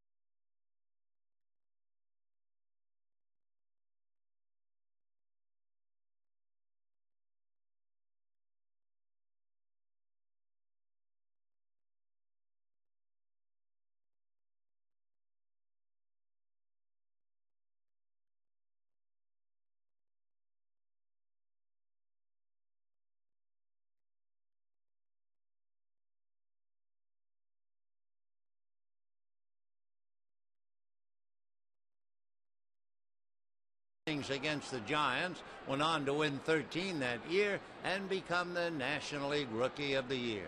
And with that, let's go back and take a look at David Eckstein.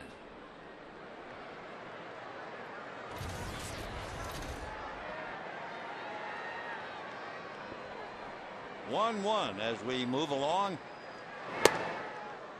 and ball one. David Eckstein has to be a pretty hungry hitter by now.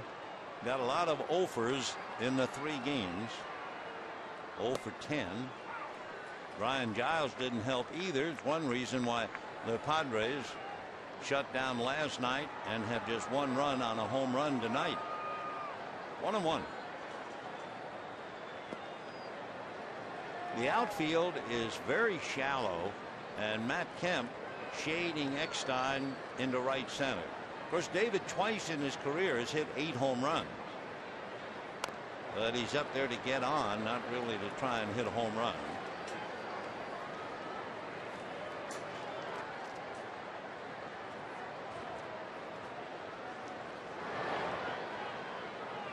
David at 5'6", 170.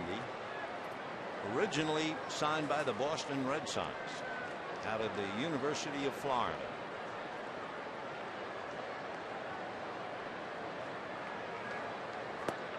And ball 3.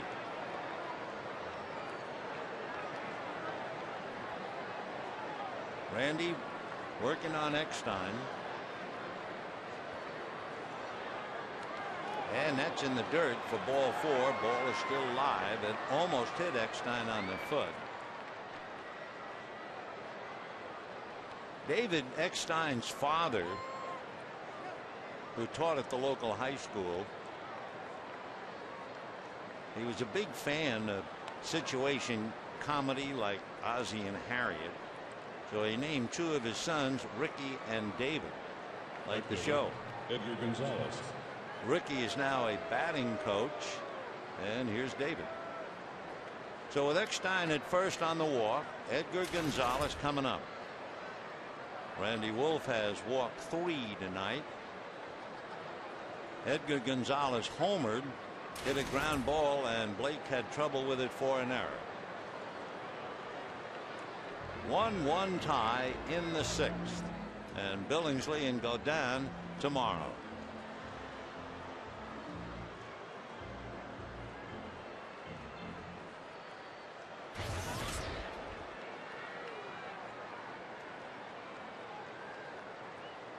Randy had made 80 pitches through 5 innings. He had that bad 5th inning where he made a lot of pitches to the number 7 and 8 hitters, and that can affect him later on. He made 27 pitches in the 5th inning alone. 1 ball and no strikes. Hairston on deck. 1 ball and no strikes.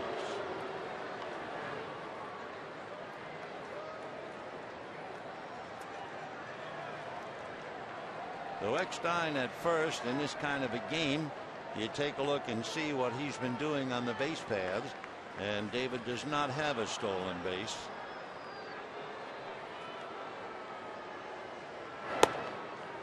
And that's ball 2. Interesting, Eckstein, who had as many as 29 stolen bases when he first came up with the Angels, has had 2 stolen bases in the last 2.5 years.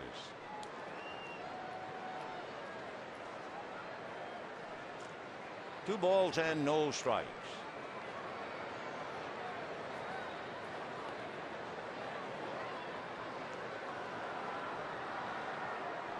One run, 1 hit for the Padres.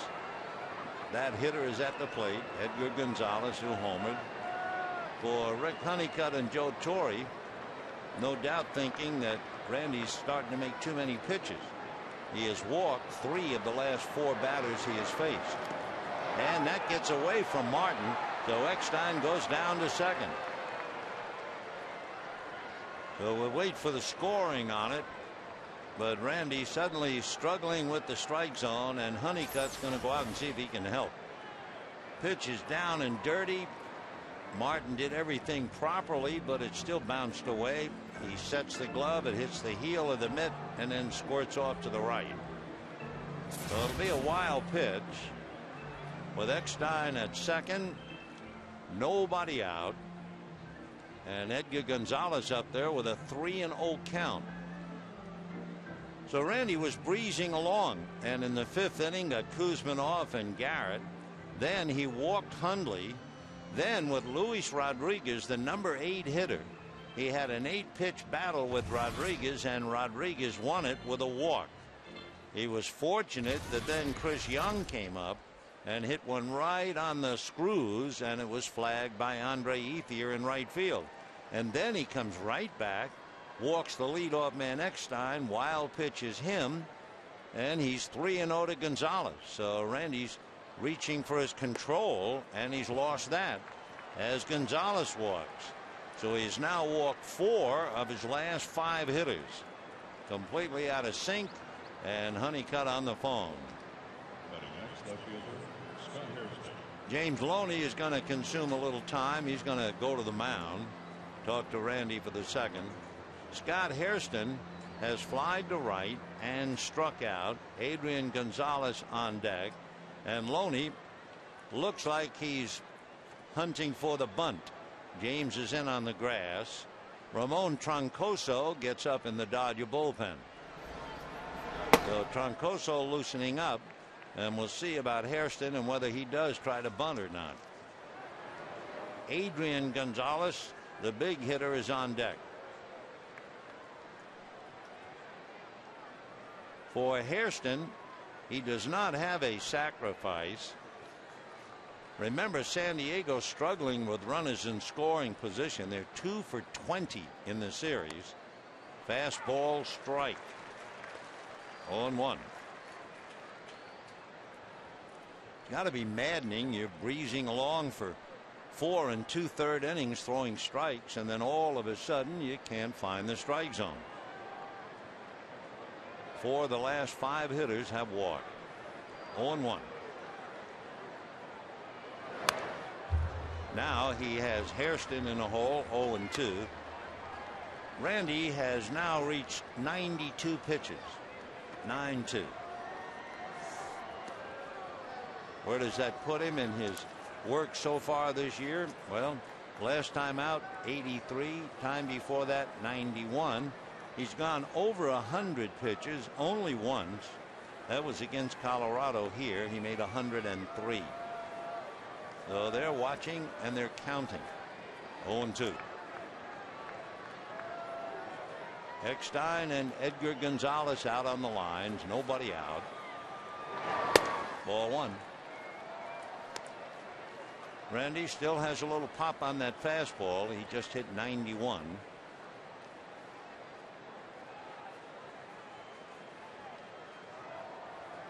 Standing at second, David Eckstein. Over at first, Edgar Gonzalez.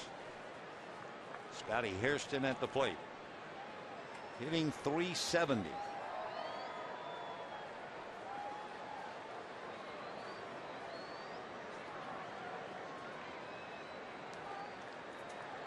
One and two. And that swung on, hit in the air to shallow right. Coming over is Ethier to make the catch. Eckstein bluffs, but he holds. So Hairston unable to advance the runners. And we have 1 out. And Adrian Gonzalez coming up. First baseman, Adrian Gonzalez. So Hairston somewhat frustrated as he goes back to the dugout. Adrian hit back to the box and struck out. So he is the big mountain that Randy Wolf has to climb right now.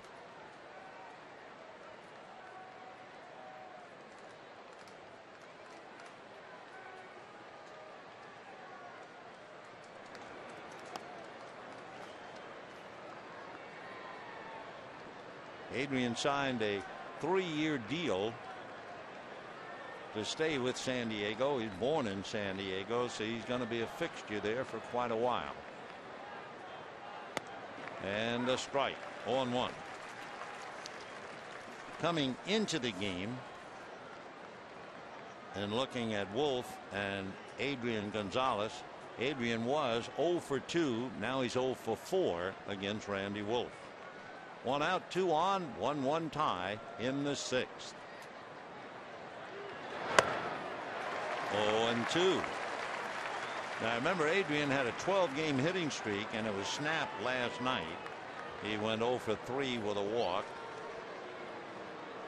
2 on, Eckstein and Edgar Gonzalez. No balls, 2 strikes.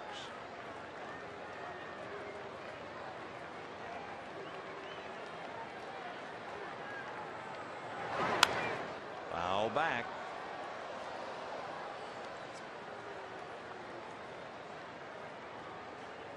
Adrian 6'2", 220 pounds, big man, and he'll be 27 on the 8th. Interesting too that the Padre hitters with 2 strikes in the count are 0 for 13. They have worked 4 walks, but they're still 0 for 13, and that's fouled away. And it doesn't make any difference as long as there are 2 strikes. That means whether the count has been 0-2, 1-2, 2-2, or 3-2. They have not been able to cash in a 2-strike at bat yet. So Eckstein waits at second, and the same for brother Edgar at first. 1 out.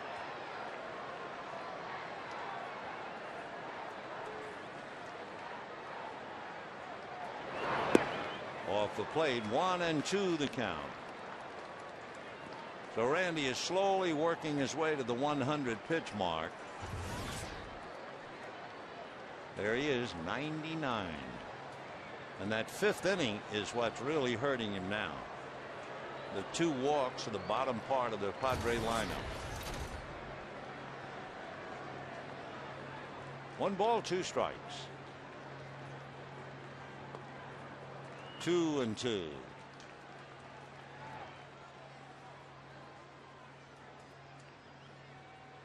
Randy certainly appears to be struggling.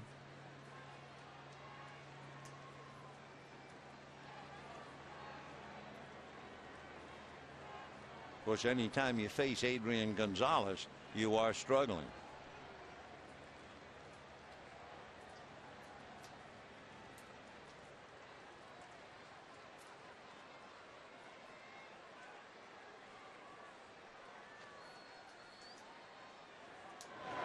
On the hands and foul back, and he came up and in. He challenged him with his fastball, 90 miles an hour. Adrian Gonzalez, in looking at his work with the bat a little closely, he has walked 15 times and he has struck out 24. And I'm sure a lot of times since last year he had hit 13 more home runs than any Padre, 35 RBIs more. He no doubt walks up thinking it's always up to him. 2-2, big pitch. Way inside. Great save by Russell Martin. That could have been a wild pitch for sure. Well, now let's see. If you are Bud Black and your club is struggling and you have your best hitter up there, do you run the runners? Eckstein and Gonzalez.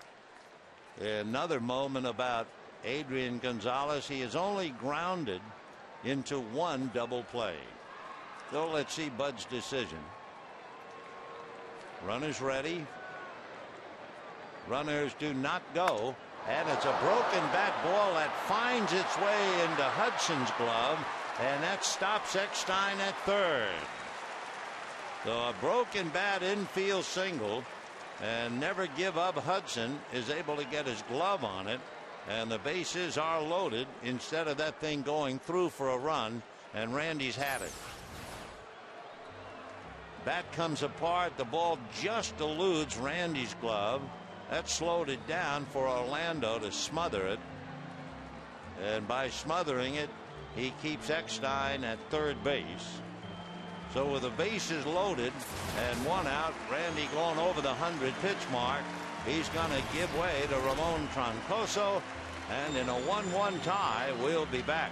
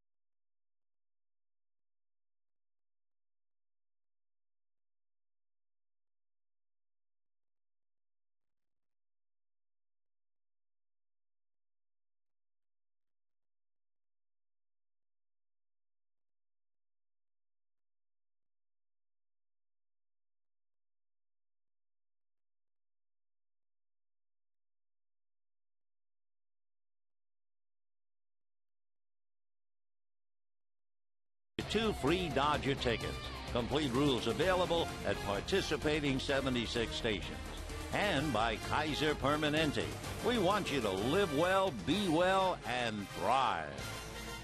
Couple of things should be noted about that at-bat of Adrian Gonzalez battling Randy Wolf and vice versa. That was a 9-pitch battle. It was won by Adrian Gonzalez, and he was the first Padre player tonight to get a base hit with 2 strikes on him. So the bases are loaded with 1 out, and Troncoso facing Kevin Kuzminov. And a roller slowly to Furcal. The feed to Hudson. The throw to first. Double play. They're out of the inning.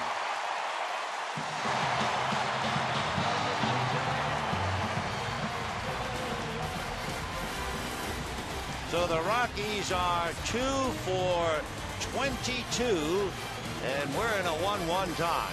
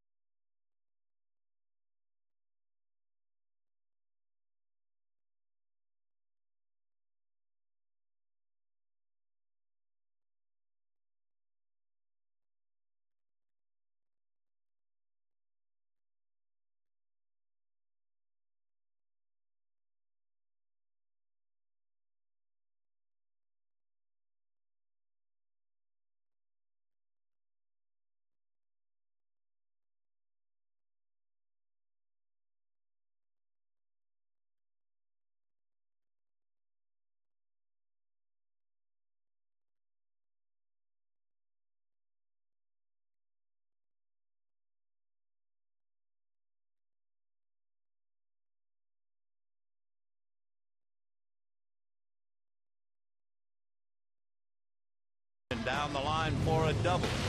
So Randy a big help with his bat and his arm, but of course eventually running out of gas, and Ramon Troncoso makes 1 pitch, gets the double play ball. He's got a wonderful sinker, and of course there's a lot of pressure on the Dodger bullpen tonight with Randy Wolf not able to go more than 5 1/3. Of course Kevin Kuzminov has to be sick at heart, grounding into the double play on the first pitch.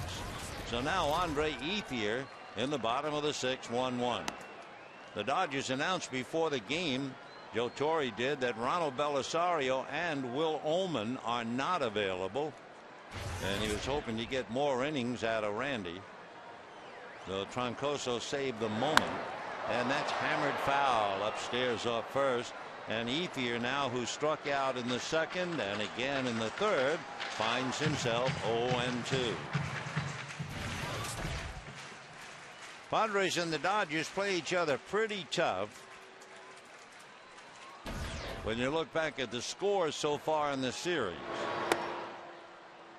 4-1 Dodgers, 4-2 Padres, 5-2 Dodgers, 4-3 Padres.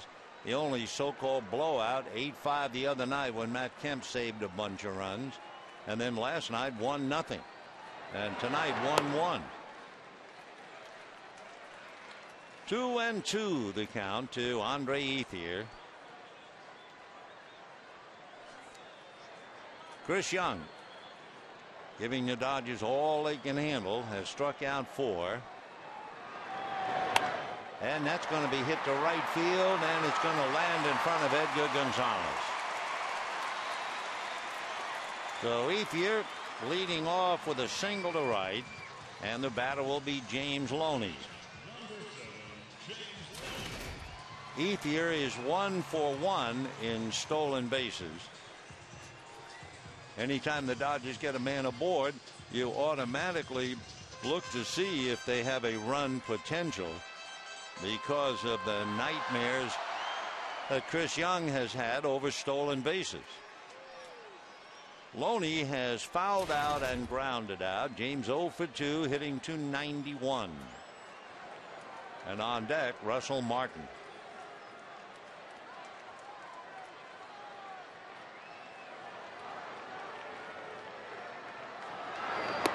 And ball 1. The things are tough all over. Last night, Kershaw and Peavy pitched brilliantly. Neither one got a run. Tonight, Wolf gets 1 run, and that's not enough. And Chris Young is trying to keep it at 1. And there goes Ethier, and the pitch is slapped inside third down the line. Andre, under a full head of steam, is into third. And since the throw is heading towards third, into second base goes Loney, and the Dodgers are in business. That was quite a base hit. Left-hand hitter just reached out and hit the ball between Kuzminov and the bag. And with Ethier going on the pitch, the Dodgers are in business, second and third. So a nice bit of hitting by James Loney. Second and third, nobody out. Ethier running easily. And now Martin, Kemp, and Blake trying to pick somebody up. The infield halfway on the left, up on the right. And Martin enjoying a 2-hit game. He's 2 for 2 with singles to left field in the second and in the fourth. So the Padres had the bases loaded top half, came up empty. And here are the Dodgers now, second and third, nobody out. Ground ball is short. Up with it there is Rodriguez. The runners have to hold. So just as Kuzminov hit the first pitch into a double play, Martin hits the first pitch with runners at second and third, and we have 1 away. Now let's see what they do with Matt Kemp and then Casey Blake. First base open.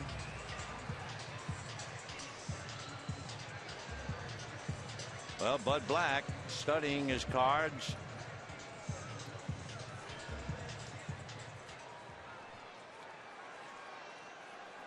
They will pitch to Matt Kemp, who has walked and flied to center. Matt hitting .310. And a line drive. They've got a double play. The line drive to Rodriguez, the throw to Kuzminov, and the Dodgers come up empty. So both dugouts very frustrated, and at the end of 6, a 1-1 tie.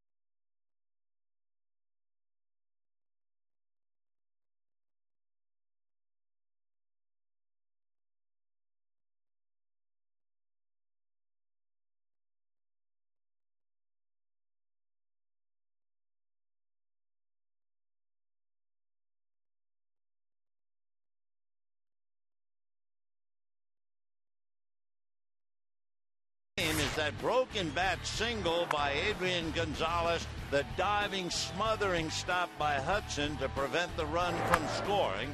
Then Kuzminov hitting into the double play, and the Dodgers got out of the inning. And then the Padres got out of the inning on the line drive to short and the throw to third for the double play. So into the seventh, Garrett, Hundley, and Rodriguez against Troncoso, and that's a strike. Ramon has a wonderful sinker, and that sure came in handy when he got Kuzminov to ground into the double play. Comebacker. One away. Remember, Troncoso was absolutely brilliant in Colorado, stifling the Rockies, getting a lot of ground balls, and going a tremendous 4 innings. He has now gone 10 consecutive scoreless innings over his last 4 games plus tonight. Those 4 scoreless innings against the Rockies on the last road trip gave him his first major league save. Ball 1. Hundley fouled out, walked, stole a base. San Diego 2 for 22 with runners in scoring position. 1-1.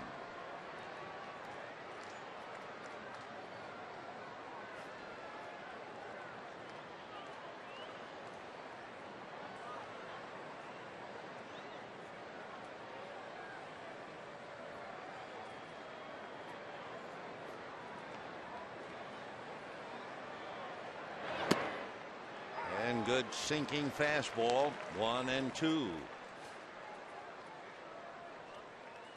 Ramon Troncoso picking up for Randy Wolf.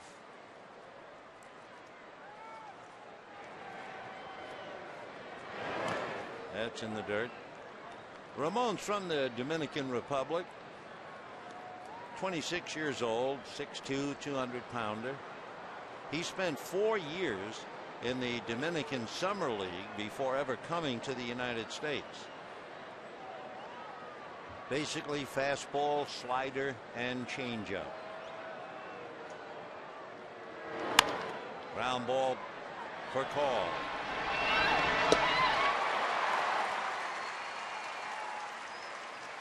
Rafael blessed with a great arm. 2 down in the 7th inning, and Luis Rodriguez coming up. Rodriguez contributed to Randy Wolf's problems in the 5th inning. Randy, with 2 out, had walked Hundley, and then Rodriguez came up, and it was an 8-pitch at bat before he walked. Then later on in the 6th inning, Adrian Gonzalez had a 9-pitch at bat, broke his bat, and had the infield single. All of that was on the heels of the previous inning, where Randy had made 27 pitches. 1-0 the count. Rodriguez batting .240.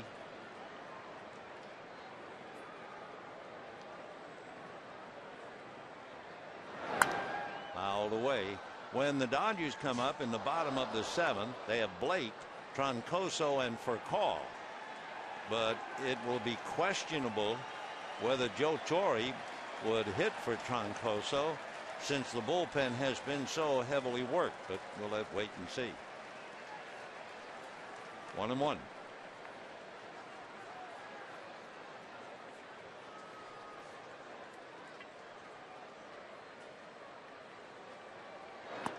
Off the plate, ball 2, 2-1.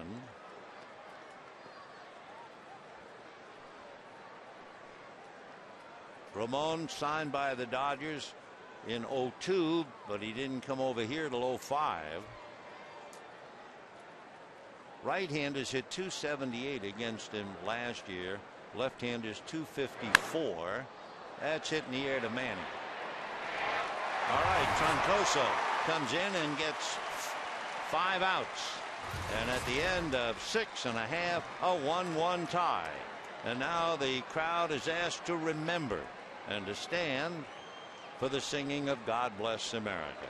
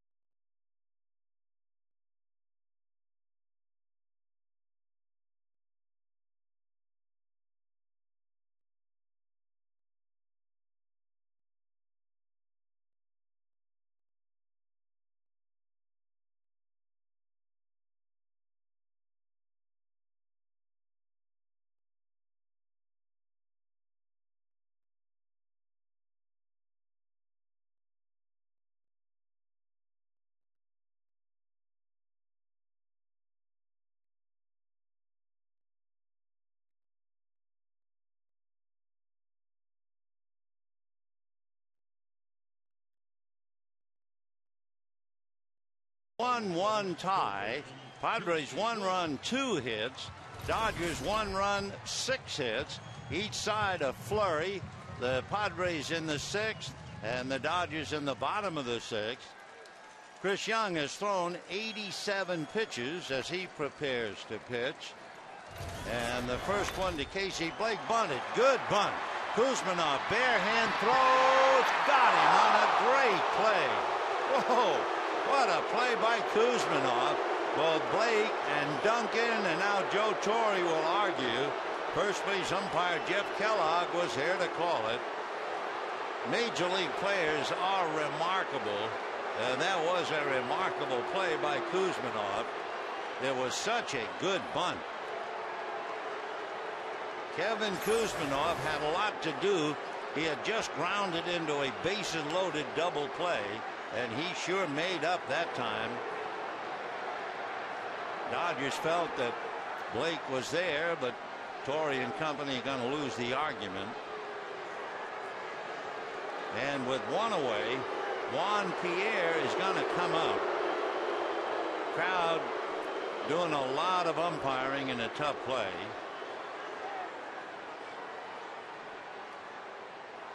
So close. So you can see on the television that Blake beat the play. Tremendous effort by Kuzminov, but Jeff Kellogg did not have the opportunity to have instant replay. It was bang, bang, and that's the way he saw it. But Kuzminov, a very big play, and now Juan Pierre, as Blake goes back to the dugout very unhappy. Pierre's fighting a head cold. He is miserable. However, ball players play. Juan hitting .391. Pierre is 2 for 8 as a pinch hitter. That's a strike. And the count 1-1.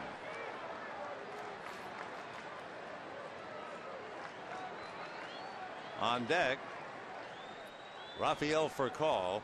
Corey Wade is down in the bullpen. Troncoso made 11 pitches. And that's popped up. Kuzminov in foul ground. 2 down.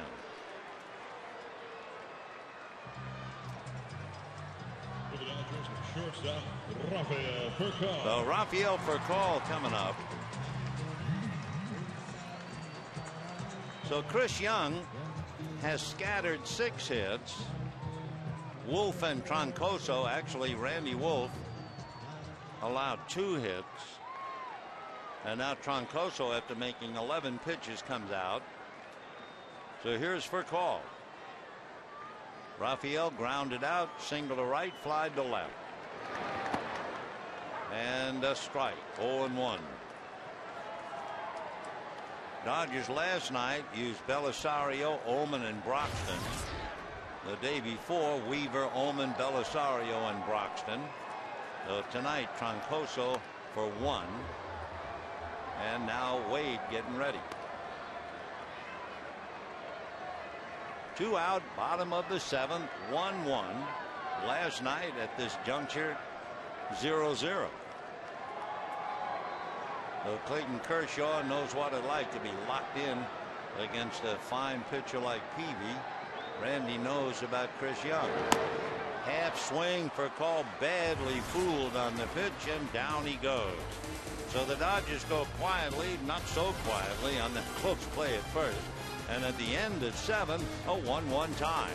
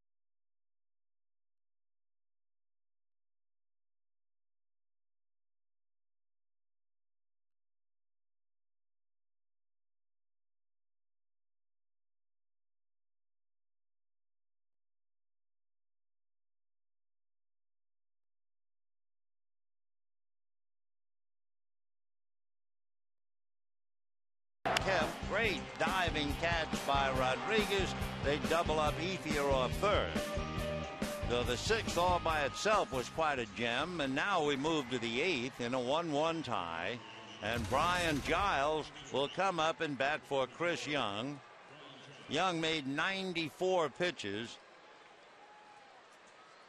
He had 2 innings where Young had to work hard, 20 pitches in the second, 23 in the third. And now Corey Wade, just off the DL, dropped into the fire against Brian Giles. And there's a ground ball in the hole. There's the old dog, but the throw is just in time. So Giles a little bit out in front of it, hit it more at the end of the bat, so it didn't quite have the hop to it. And Brian goes out, 1 away. Another good stop and play by Orlando, but of course that play he made on the broken bat of Adrian Gonzalez has kept the game 1-1.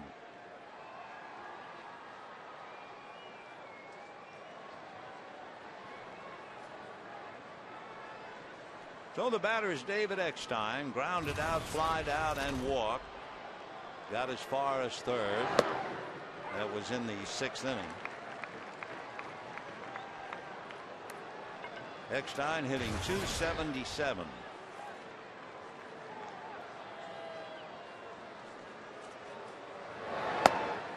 That's a strike at the knees. So it's been Randy Wolf, then Troncoso riding to the rescue for an inning and 2/3. And now Wade. Ground ball slowly to third. Blake fires it across.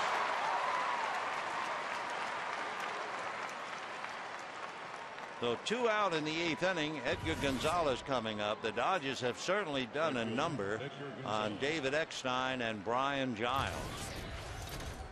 So here now Edgar Gonzalez, who homered in the 1st inning to account for the only Padre run. It was his 2nd home run of the year. Edgar's hitting .185, playing right field in place of Giles, and that move certainly paid off in the 1st inning. Ball 1. Edgar Gonzalez just 0 for 1 in the past against Corey Wade. His brother is 1 for 1 with a home run. Ground ball for call. So that's a nice inning for Corey Wade. 1, 2, 3. The last 7 in a row have been shot down, and at the end of 7 1/2, a 1-1 tie.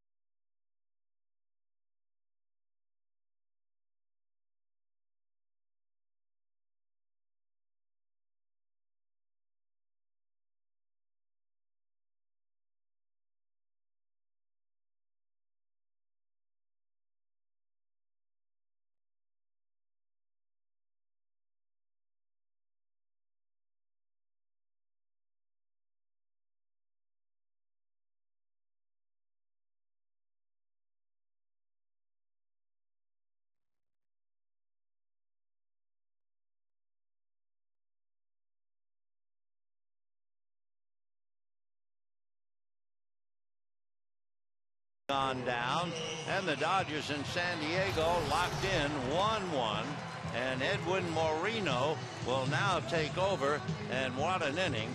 Moreno will face Hudson, Ramirez, and Ethier. So you wondered about last night, a pitching duel with no score. Now tonight locked in 1-1, and it's up to Moreno to wade through some of the Dodger better hitters. Moreno 1-2 with a good ERA of about 3.5. He's from Venezuela, originally signed by the Texas Rangers, and really made his major league debut this year. Fastball, slider, and changeup. Padres like him because, among other things, he can throw that change for strikes.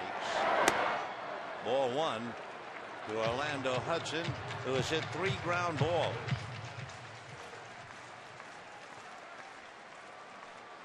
Right field is now occupied by Brian Giles, if you're keeping score with us. The Giles, who batted for Young, bats 9th, and Moreno goes into Edgar Gonzalez's spot in the number 2 slot. So Hudson, Ramirez, and Ethier in the 9th. Hairston, Gonzalez, and Kuzminov. 2-1. Another nice crowd on hand tonight. 47,680. 47,680.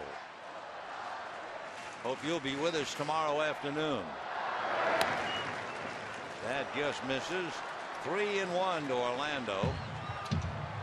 Edwin Moreno, he'll be 29 in July as Manny waits. Moreno is 6'1", about 170. And a fly ball slicing down the line on the dead run, trying to make the foul catch, is Scotty Hairston. All out effort. 3-2 the count.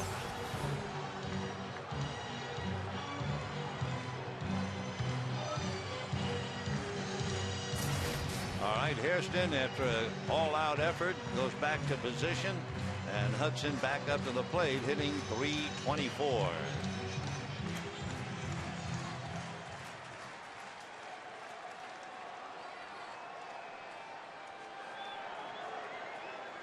Three and 2 with Ramirez on deck. Got him. Good fastball at 93.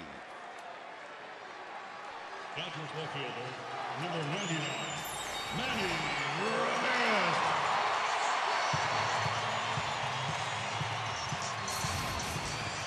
Manny Ramirez tonight, flied to left, walked, and struck out. 0 for 2, hitting .354.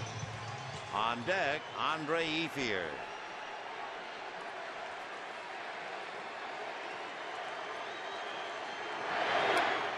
And a strike. Moreno, in 12 previous innings, has walked 6, struck out 9. He's allowed a home run, and he's hit a batter. 0-1. 1 ball and 1 strike.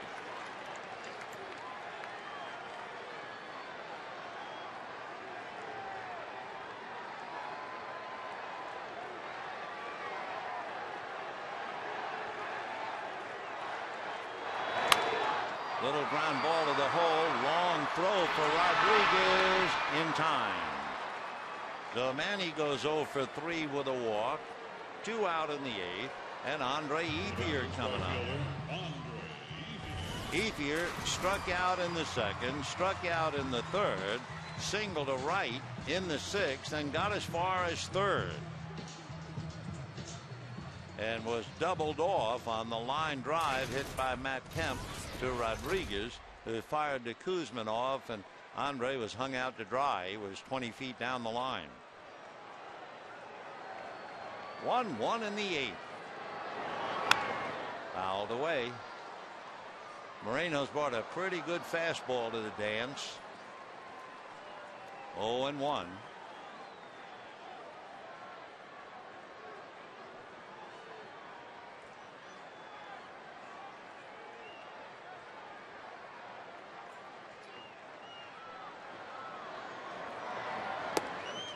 One and one. He's staying pretty much with his fastball.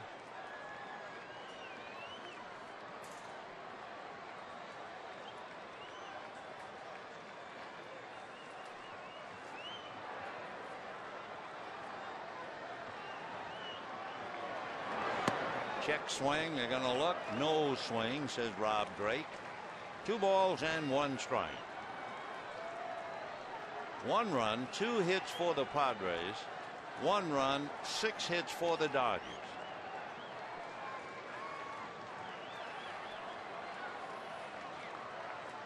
Two and 1.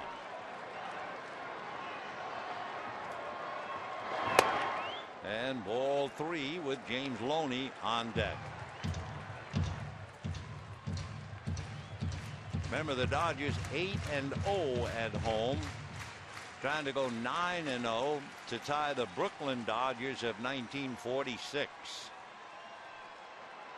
3-1. And popped in the air foul. Kuzminoff and Hundley. It will be Kuzminoff. So the Dodgers go quietly. Moreno turns in a nice inning. And we're heading for the 9th. Hairston, Adrian Gonzalez, and Kuzminoff 1-1.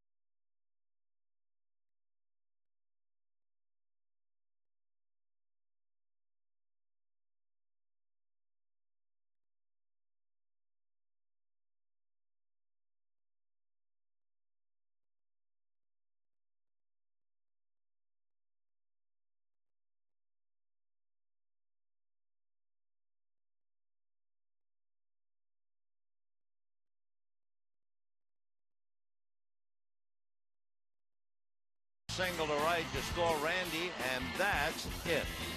1-1. It's been that way since the 3rd inning, and now we're in the 9th. Padres will have Scott Hairston, Adrian Gonzalez, Kevin Kuzminoff.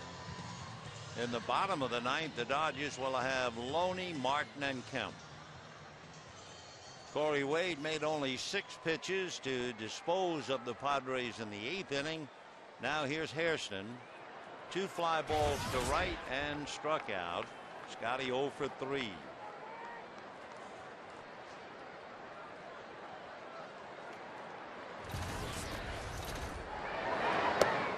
Right. 1 run, only 2 hits for the Padres. The home run by Edgar Gonzalez and the broken bat infield single by Adrian Gonzalez. And a fly ball to the gap, but it's room service coming over to Ethier. 1 away. You know, the Dodgers are presenting Friday night fireworks all season long, and the next event takes off Friday night. Fireworks set to the music of 1959 to help honor the Dodgers' first championship in Los Angeles. Compliments of Dreyer's Grand Ice Cream. Buy now at Dodgers.com or give us a call 866-DODGERS. Well, here's Adrian Gonzalez hit back to the box, struck out, broke his bat, singled up the middle, and Orlando Hudson was able to smother it, and that prevented Eckstein from scoring and kept it a 1-1 tie. I think Randy Wolf might have just ticked that soft line drive with his glove. And the strike, 1-1. Corey Wade and Adrian Gonzalez. Adrian is 1 for 1, a home run against him. Neither man has to be reminded about that. Ball 2.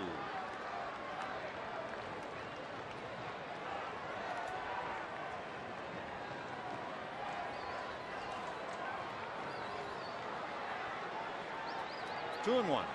Shift is on. 3 Dodgers on the right side as always with the bases empty.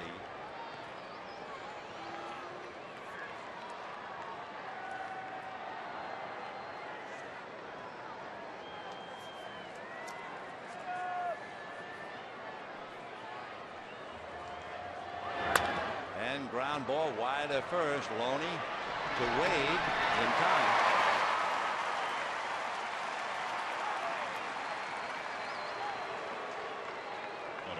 Two down in the ninth, and Kevin Kuzminoff coming up. Kuzminoff certainly had a big chance to be a hero with the bases loaded and 1 out in the 6th inning. He walked up and hit the first pitch on the ground for call. That went over to Orlando Hudson, who fired it over to Loney, and the Dodgers were off the hook.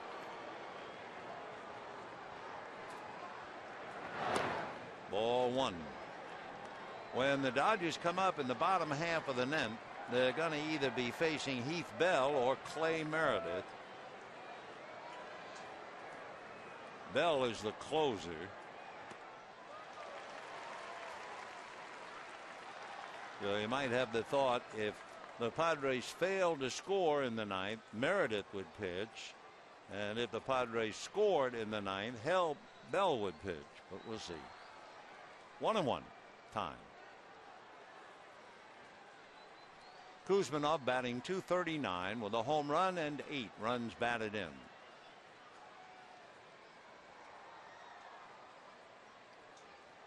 Last year, remember, the Rockies and the Padres put on quite a show. A 22-inning game. And the Rockies won it 2-1. That was a 6-hour and 16-minute game.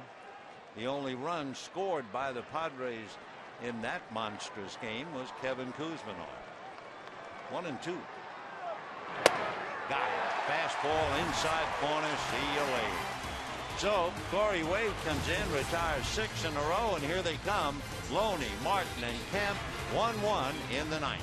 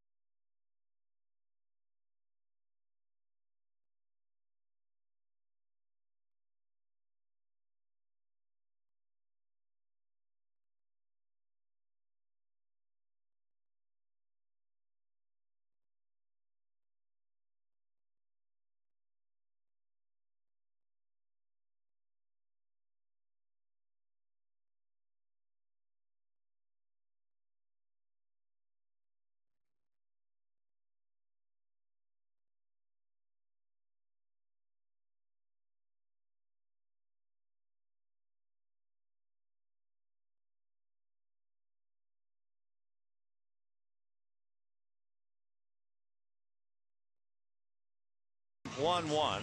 The Brain Trust meeting. The Dodgers will be sending up Loney, Martin, and Kemp.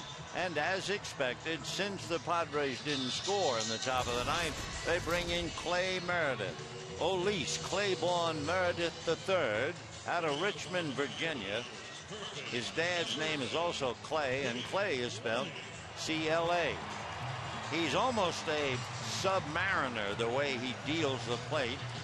And actually, he says he picked it up kind of imitating Cal Ripken Jr.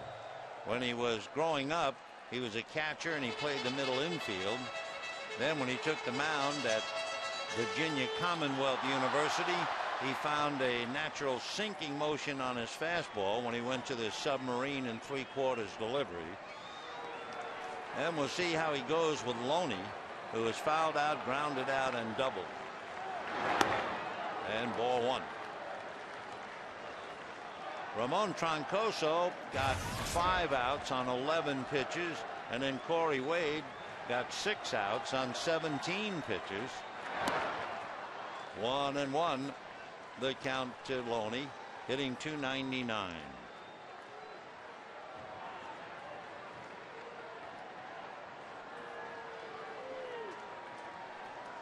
Ninth inning, 1-1. Ball 2. In looking at Meredith's work so far this year, he is 3-0. He's been in 8 games. He has walked 2, struck out 4. 7 innings, however, he's allowed 12 hits. Ground ball to Adrian. He'll take it to the bag. 1 away in the 9th inning. Russell Martin last night had 2 opportunities with the bases loaded. The slow roller that went foul and the check swing on ball 4 to get the walk-off walk to win the game.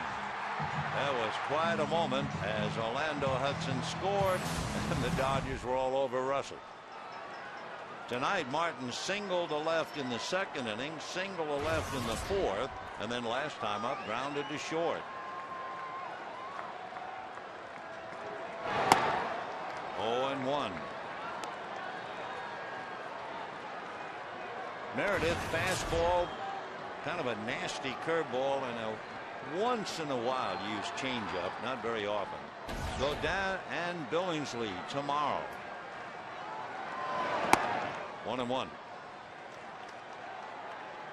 Matt Manti was in the bullpen with the Boston Red Sox when he taught Clay Meredith to throw his slider, and it's helped him a great deal. 1-2 to Russell Martin. Clay Meredith, 26 years old come June. 6th round pick by the Red Sox.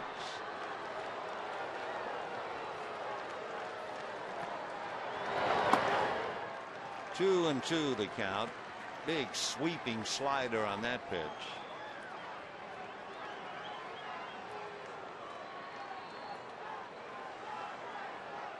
Manti taught him to grip the ball a little differently to make the slider work better, and it's worked.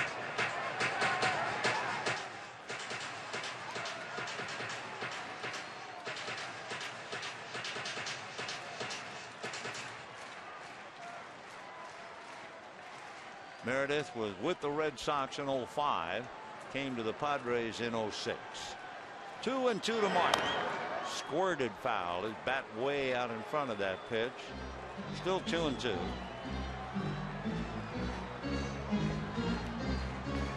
One run, 2 hits for the Padres. So San Diego has gone 18 innings and they've had 1 run and a total of 6 hits. And Edgar Gonzalez hit the home run to account for the only one. Ground ball, tough play now for the shortstop, and it's going to be too late. Rafael Furcal can sit in the Dodger dugout and say, I know exactly how you feel. Because the shortstop not only had to come back, he has to make a turn and the off-balance throw, and Martin legs it out for his 3rd hit. Frustrating for Luis Rodriguez. Dodgers now have 7 hits and yet only 1 run to show for it. And Matt Kemp walked, flied to center, and lined into the double play. That was the line drive to Rodriguez, who fired to Kuzminov to double off Ethier. So Martin having a big night, 3 for 4.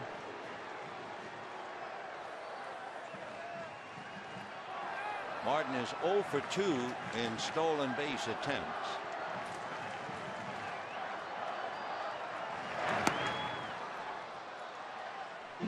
Oh, 0-1 to Matt Kemp. Meredith, good sinking fastball on that pitch.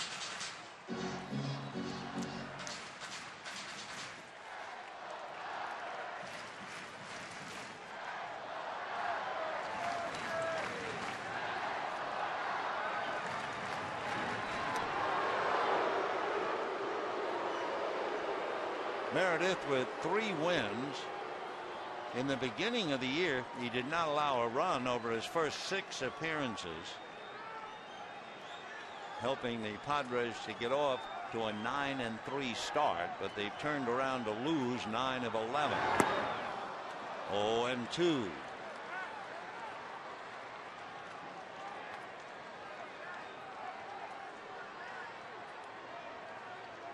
Meredith talking to himself.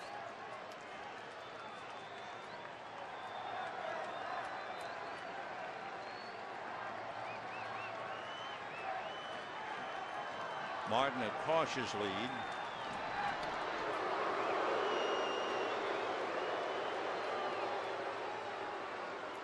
Hitting back of Matt Kemp is Casey Blake.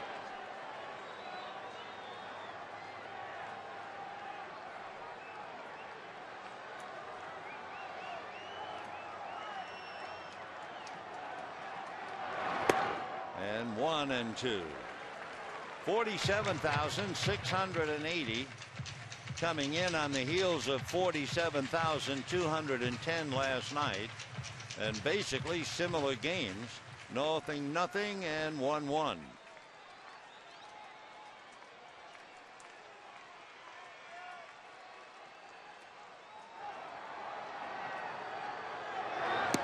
Whoa, nice save by Hundley. That easily could have gone to the screen.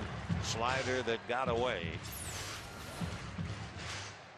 Look at the break on that thing. Fine play by young Nick.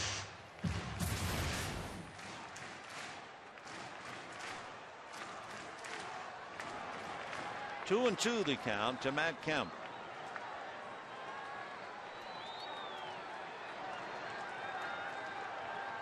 There goes Martin. Strikeout at the plate. High throw, however, and Martin steals second. Eckstein had to go up in the air to get it, and as Martin slid under him, he took the legs right out from little David. So 2 down, the winning run at second base, and the batter will be Casey Blake. Take another look. Strike 3. Here's the high throw. Eckstein at 5-6 up in the air, and down he goes. So Martin steals the base as Kent strikes out. Blake the batter, and Mark Loretta comes out on deck. Casey Blake flied to center, struck out, and then last time up in the 7th inning, laid down a great bunt. Very close play at first, and Kuzminov threw him out.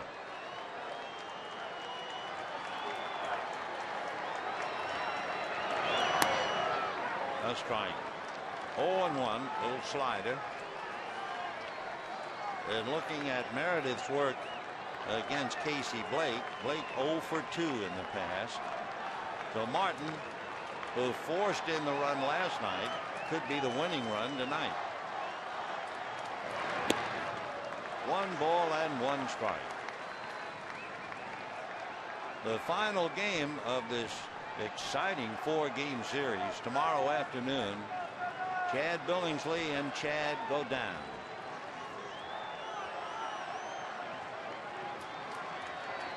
Casey hitting .225. Ball 2. Blake with 5 home runs, 15 runs batted in. It's been Chris Young for 7, Edwin Marino for an inning, and now Clay Meredith.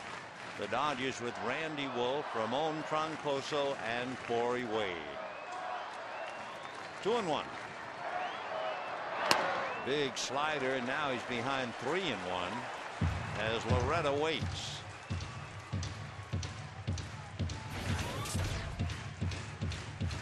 Loretta on deck has been extremely fortunate as a pinch hitter. He is 7 for 10 coming off the bench. 3-1 to Blake. Meredith off the rubber. Loretta, by the way, in the past 1 for 2 against Meredith. 3-1 to Blake.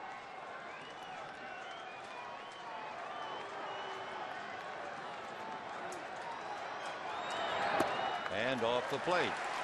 They kept feeding him sliders, and Blake would not offer.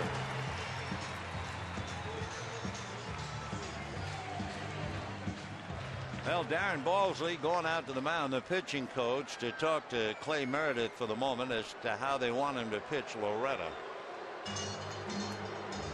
Loretta is the second Dodger pinch hitter. Juan Pierre fouled out in the 7th inning.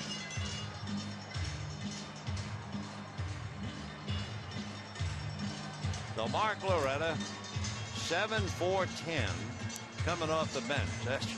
That's really remarkable. For the year, he's hitting .474, and he has 3 runs batted in. He has 1 extra base hit. It was a double.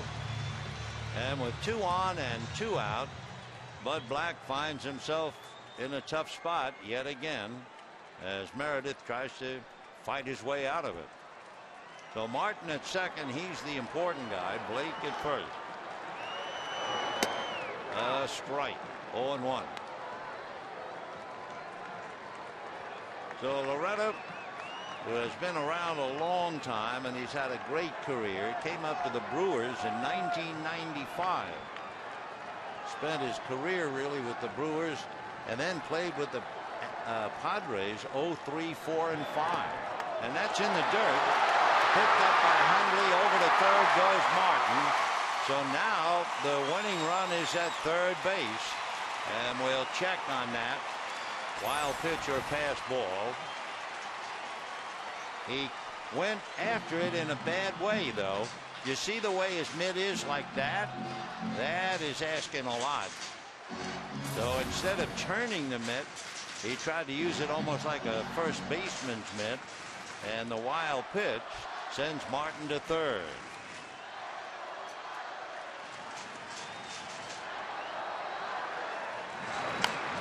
Little ground foul. 1-2.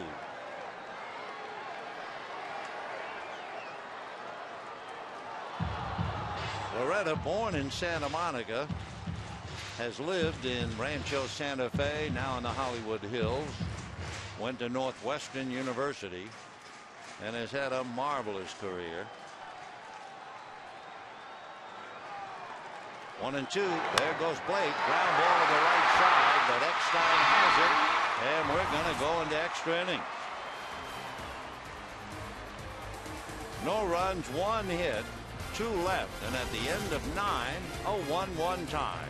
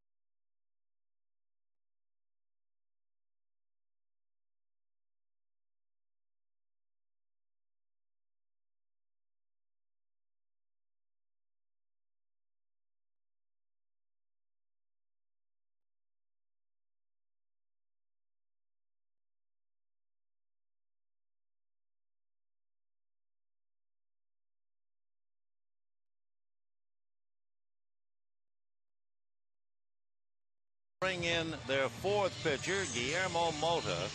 The only run for the Padres in the first inning, a home run by Edgar Gonzalez. That run against Randy Wolf. Then he shut the Padres down. Troncoso came in, got 5 outs on 11 pitches. Corey Wade came in, got 6 outs on 17 pitches. And now it's Guillermo Mota. The Padres with Chris Young, then Edwin Moreno and Clay Meredith. So Mota will be facing Jody Garrett, Nick Hundley, and then Luis Rodriguez.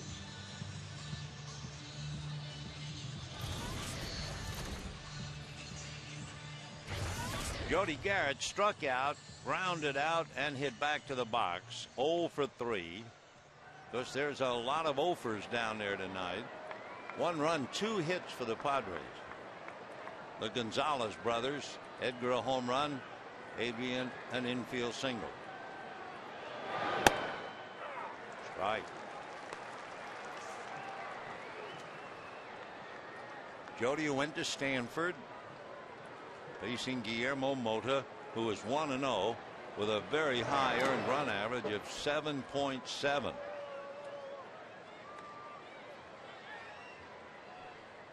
One reason Guillermo has had trouble throwing strikes.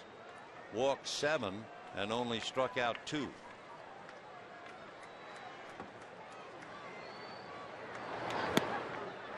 One and 2.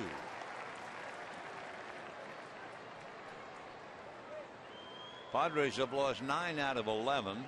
They've lost 5 straight with Peavy and Young pitching, the best they have. And that's pop foul and out of play.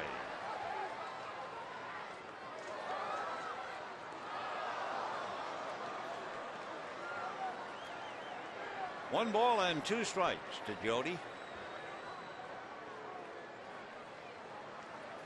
Game 3 of the 4-game series. Then the Arizona Diamondbacks will be in for a brief 2-game series. A line drive, and there is Matt Kemp.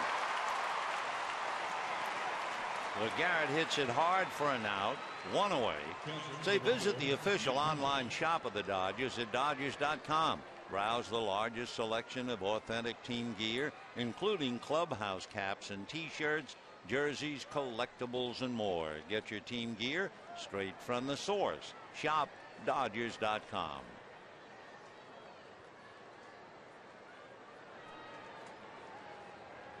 Like that. Hundley is fouled out, walked, and grounded out. And ball 1. The 2 catchers each have a stolen base. Hundley back in the 5th inning, and Martin in the 9th. Foul back. 1-1 to count. Hundley followed by Luis Rodriguez. And then remember, Brian Giles bats 4th.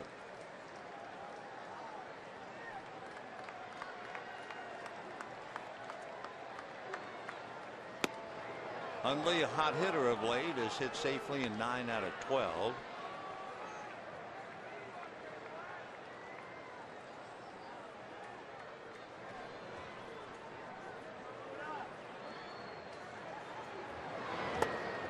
And ball 3. 2 teams come right back tomorrow. So an extra inning game on Saturday night. That's your penance for Sunday afternoon. 3-1. Little ground ball to Orlando. Dodger bullpen has been absolutely magnificent. Relievers have pitched 4 hitless innings. Starting with Troncoso getting the double play. So that has to please the pitching coach Rick Honeycutt a great deal. There's also a string of outs. 12 in a row retired by the relievers since Adrian Gonzalez had the broken bat single. Rodriguez flied to center, had an 8-pitch walk, and flied to left. Strike.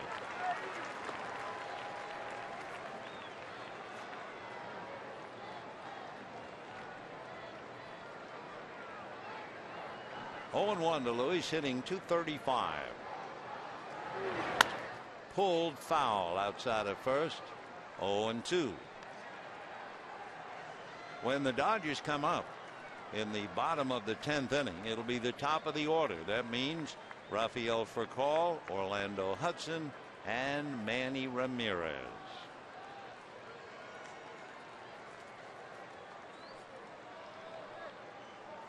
Oh and 2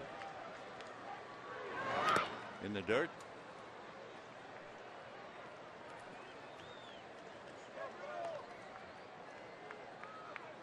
So all of the pitchers have done exceptionally well. Not only Wolf, Troncoso, Wade, and Mota, but Chris Young, Edwin Moreno, and Clay Meredith. It has been a pitcher's night, like last night.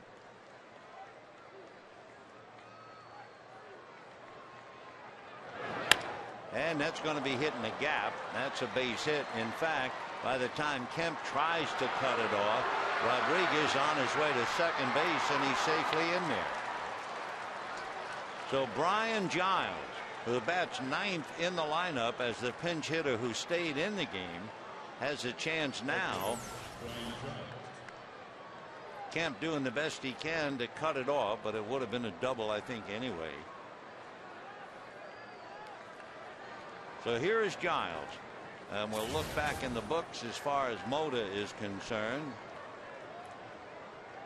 Giles 1 for 3 in the past against Guillermo. Martin indicating let's put him on. We'll take our best shot against the pest, David Eckstein. So the intentional walk. Now you have to remember, not only is Eckstein hitless for the last couple of games, San Diego is 3 for 23 with runners in scoring position. Bud Black left-handing his notes, but his club has really come up short in the clutch. So in a moment it'll be David Eckstein. As far as Eckstein is concerned, he is 2 for 6 in the past. That would be .333 against Mota. However, in the series, David along with Giles have each been shut down. Second baseman number 3, David Eckstein. Eckstein was 0 for 8, and he is now 0 for 11 with a walk tonight. Eckstein batting .274. So you have Rodriguez at second, Giles at first, Eckstein with the pitcher spot on deck, and they'll go to the bench if the inning continues. Chase Headley is on deck for the battle now between Mota and Eckstein. 1-1 in the 10th.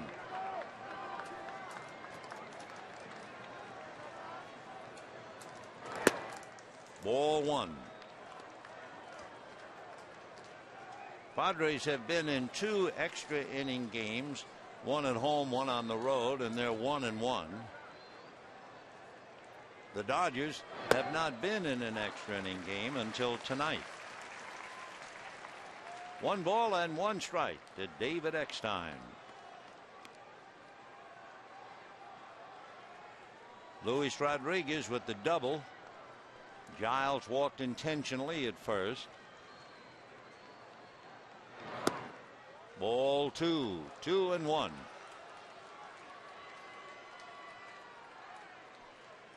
So with Eckstein 5-6 and Mota 6-6, it's a case of David and Goliath.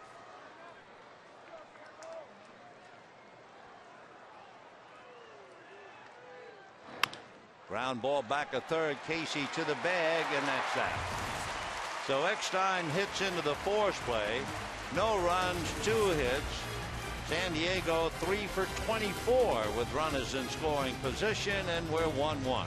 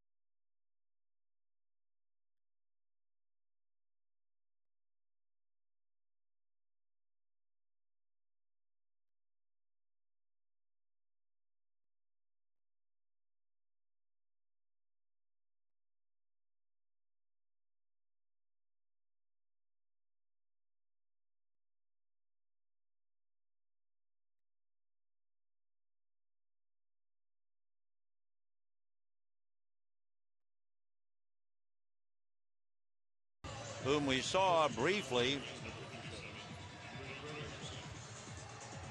Gregerson came in to pitch in the Josh Gear game. He went 1 inning and allowed a couple of runs. In the inning where we saw him, Matt Kemp singled, Blake singled, Loretta singled to score Kemp, and the Dodgers went on to win that game 8-5. So Luke, out of Park Ridge, Illinois, originally drafted by the Cardinals. He came from the Cardinals in the deal that sent Khalil Green to St. Louis. Basically fastball slider. So here come the Dodgers for Call, Hudson, and Ramirez. A strike, 0-1. Raphael grounded to second, single to right to drive in the Dodger run, flied to left, and struck out. 1 for 4.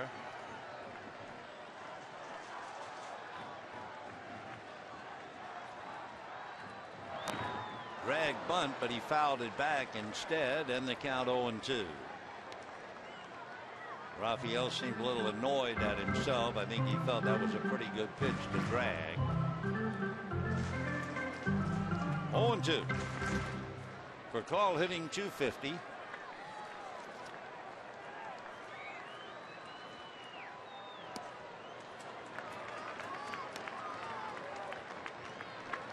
For Gregerson, he's had 2 save opportunities that he has blown in Colorado and here,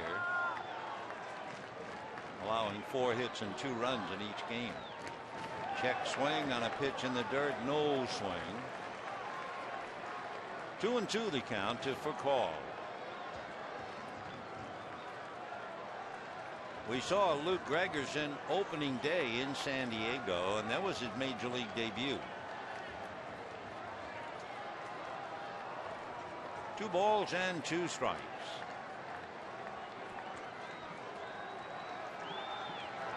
And ground ball up the middle, base hit. So Raphael Furcal comes up with his 2nd hit. And the batter now, Orlando Hudson. For the Dodgers, their 8th hit of the night. Hudson has grounded out 3 times and struck out. He is 0 for 4. And hitting behind him, of course, Manny Ramirez.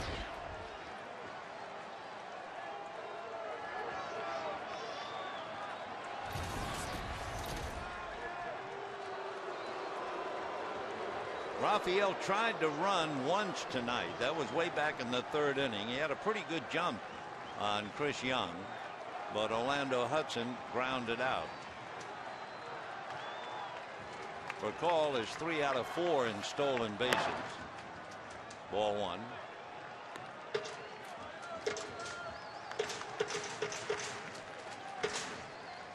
Orlando a check with Larry Boa.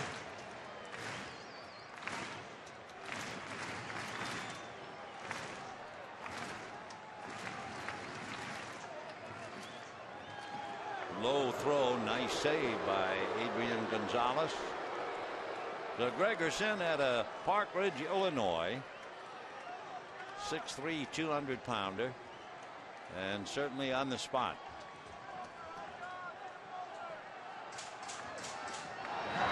And ball 2. Trying to keep the ball down. It's been too far down. 2-0.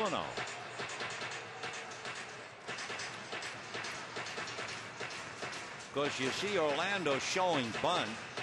If Orlando bunts for Call to second, the guess would be that they would put Manny on, but then again, Andre Ethier hits behind Manny.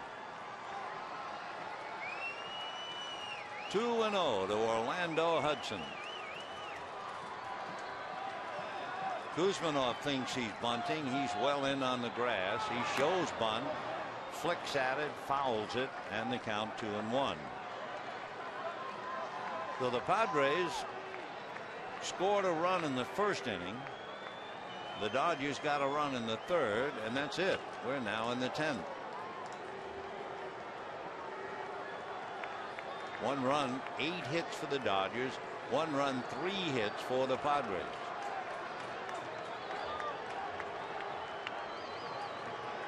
For call, drawing another throw.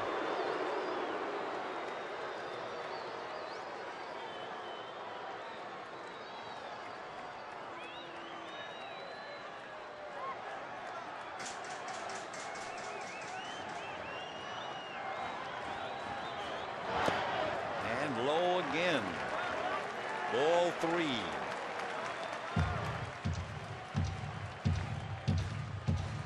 Another tough moment for Bud Black. Gregerson is the 4th San Diego pitcher. Young, Marino, Meredith, and now Luke.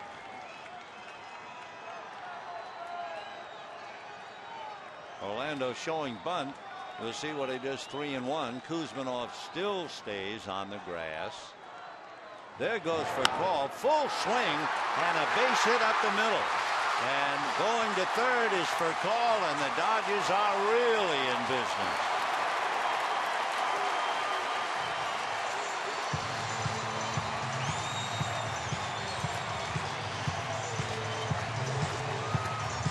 So Orlando Hudson hits a bullet up the middle.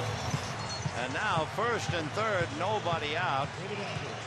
We'll see if they even bother to pitch to Manny Ramirez.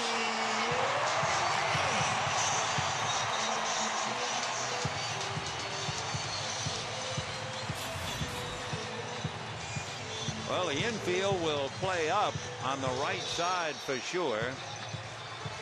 Might be that they would walk him intentionally. And we're watching Hundley. Yep, that's what they're going to do. They will walk Manny and hope they get lucky with the bases loaded, and Andre Ethier coming up.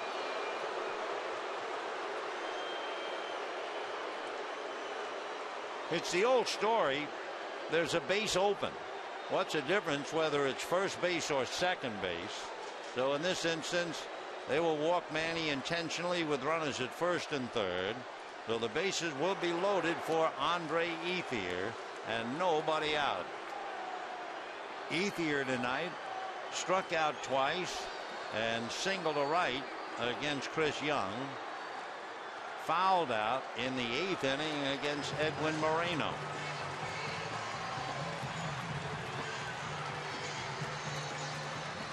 Darren Balsley out to the mound to talk to Luke Gregerson, who has not given the Padres any relief in yet another game. So Andre Ethier, who's been the big butter and egg man for the Dodgers. Ethier with 5 home runs and leads the club with 22 runs batted in. And he has to find a way to get Furcal home, and then we'll all go home. Furcal, Hudson, and Ramirez out there.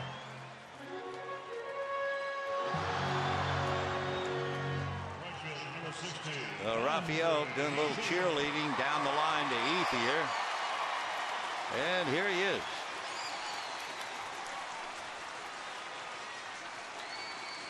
Infield up, outfield shallow.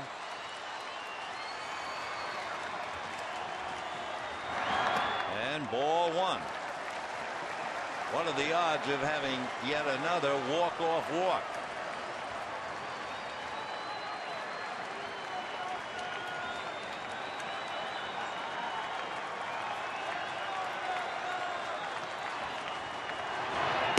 And ball 2.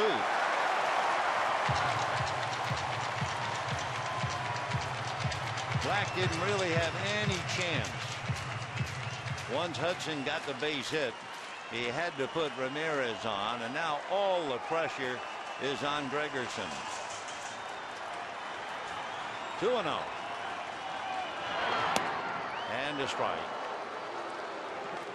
Remember last night Martin went all the way, 3-2 against Duaner Sanchez. It's awfully lonely out there on the mound this time of the game in this situation.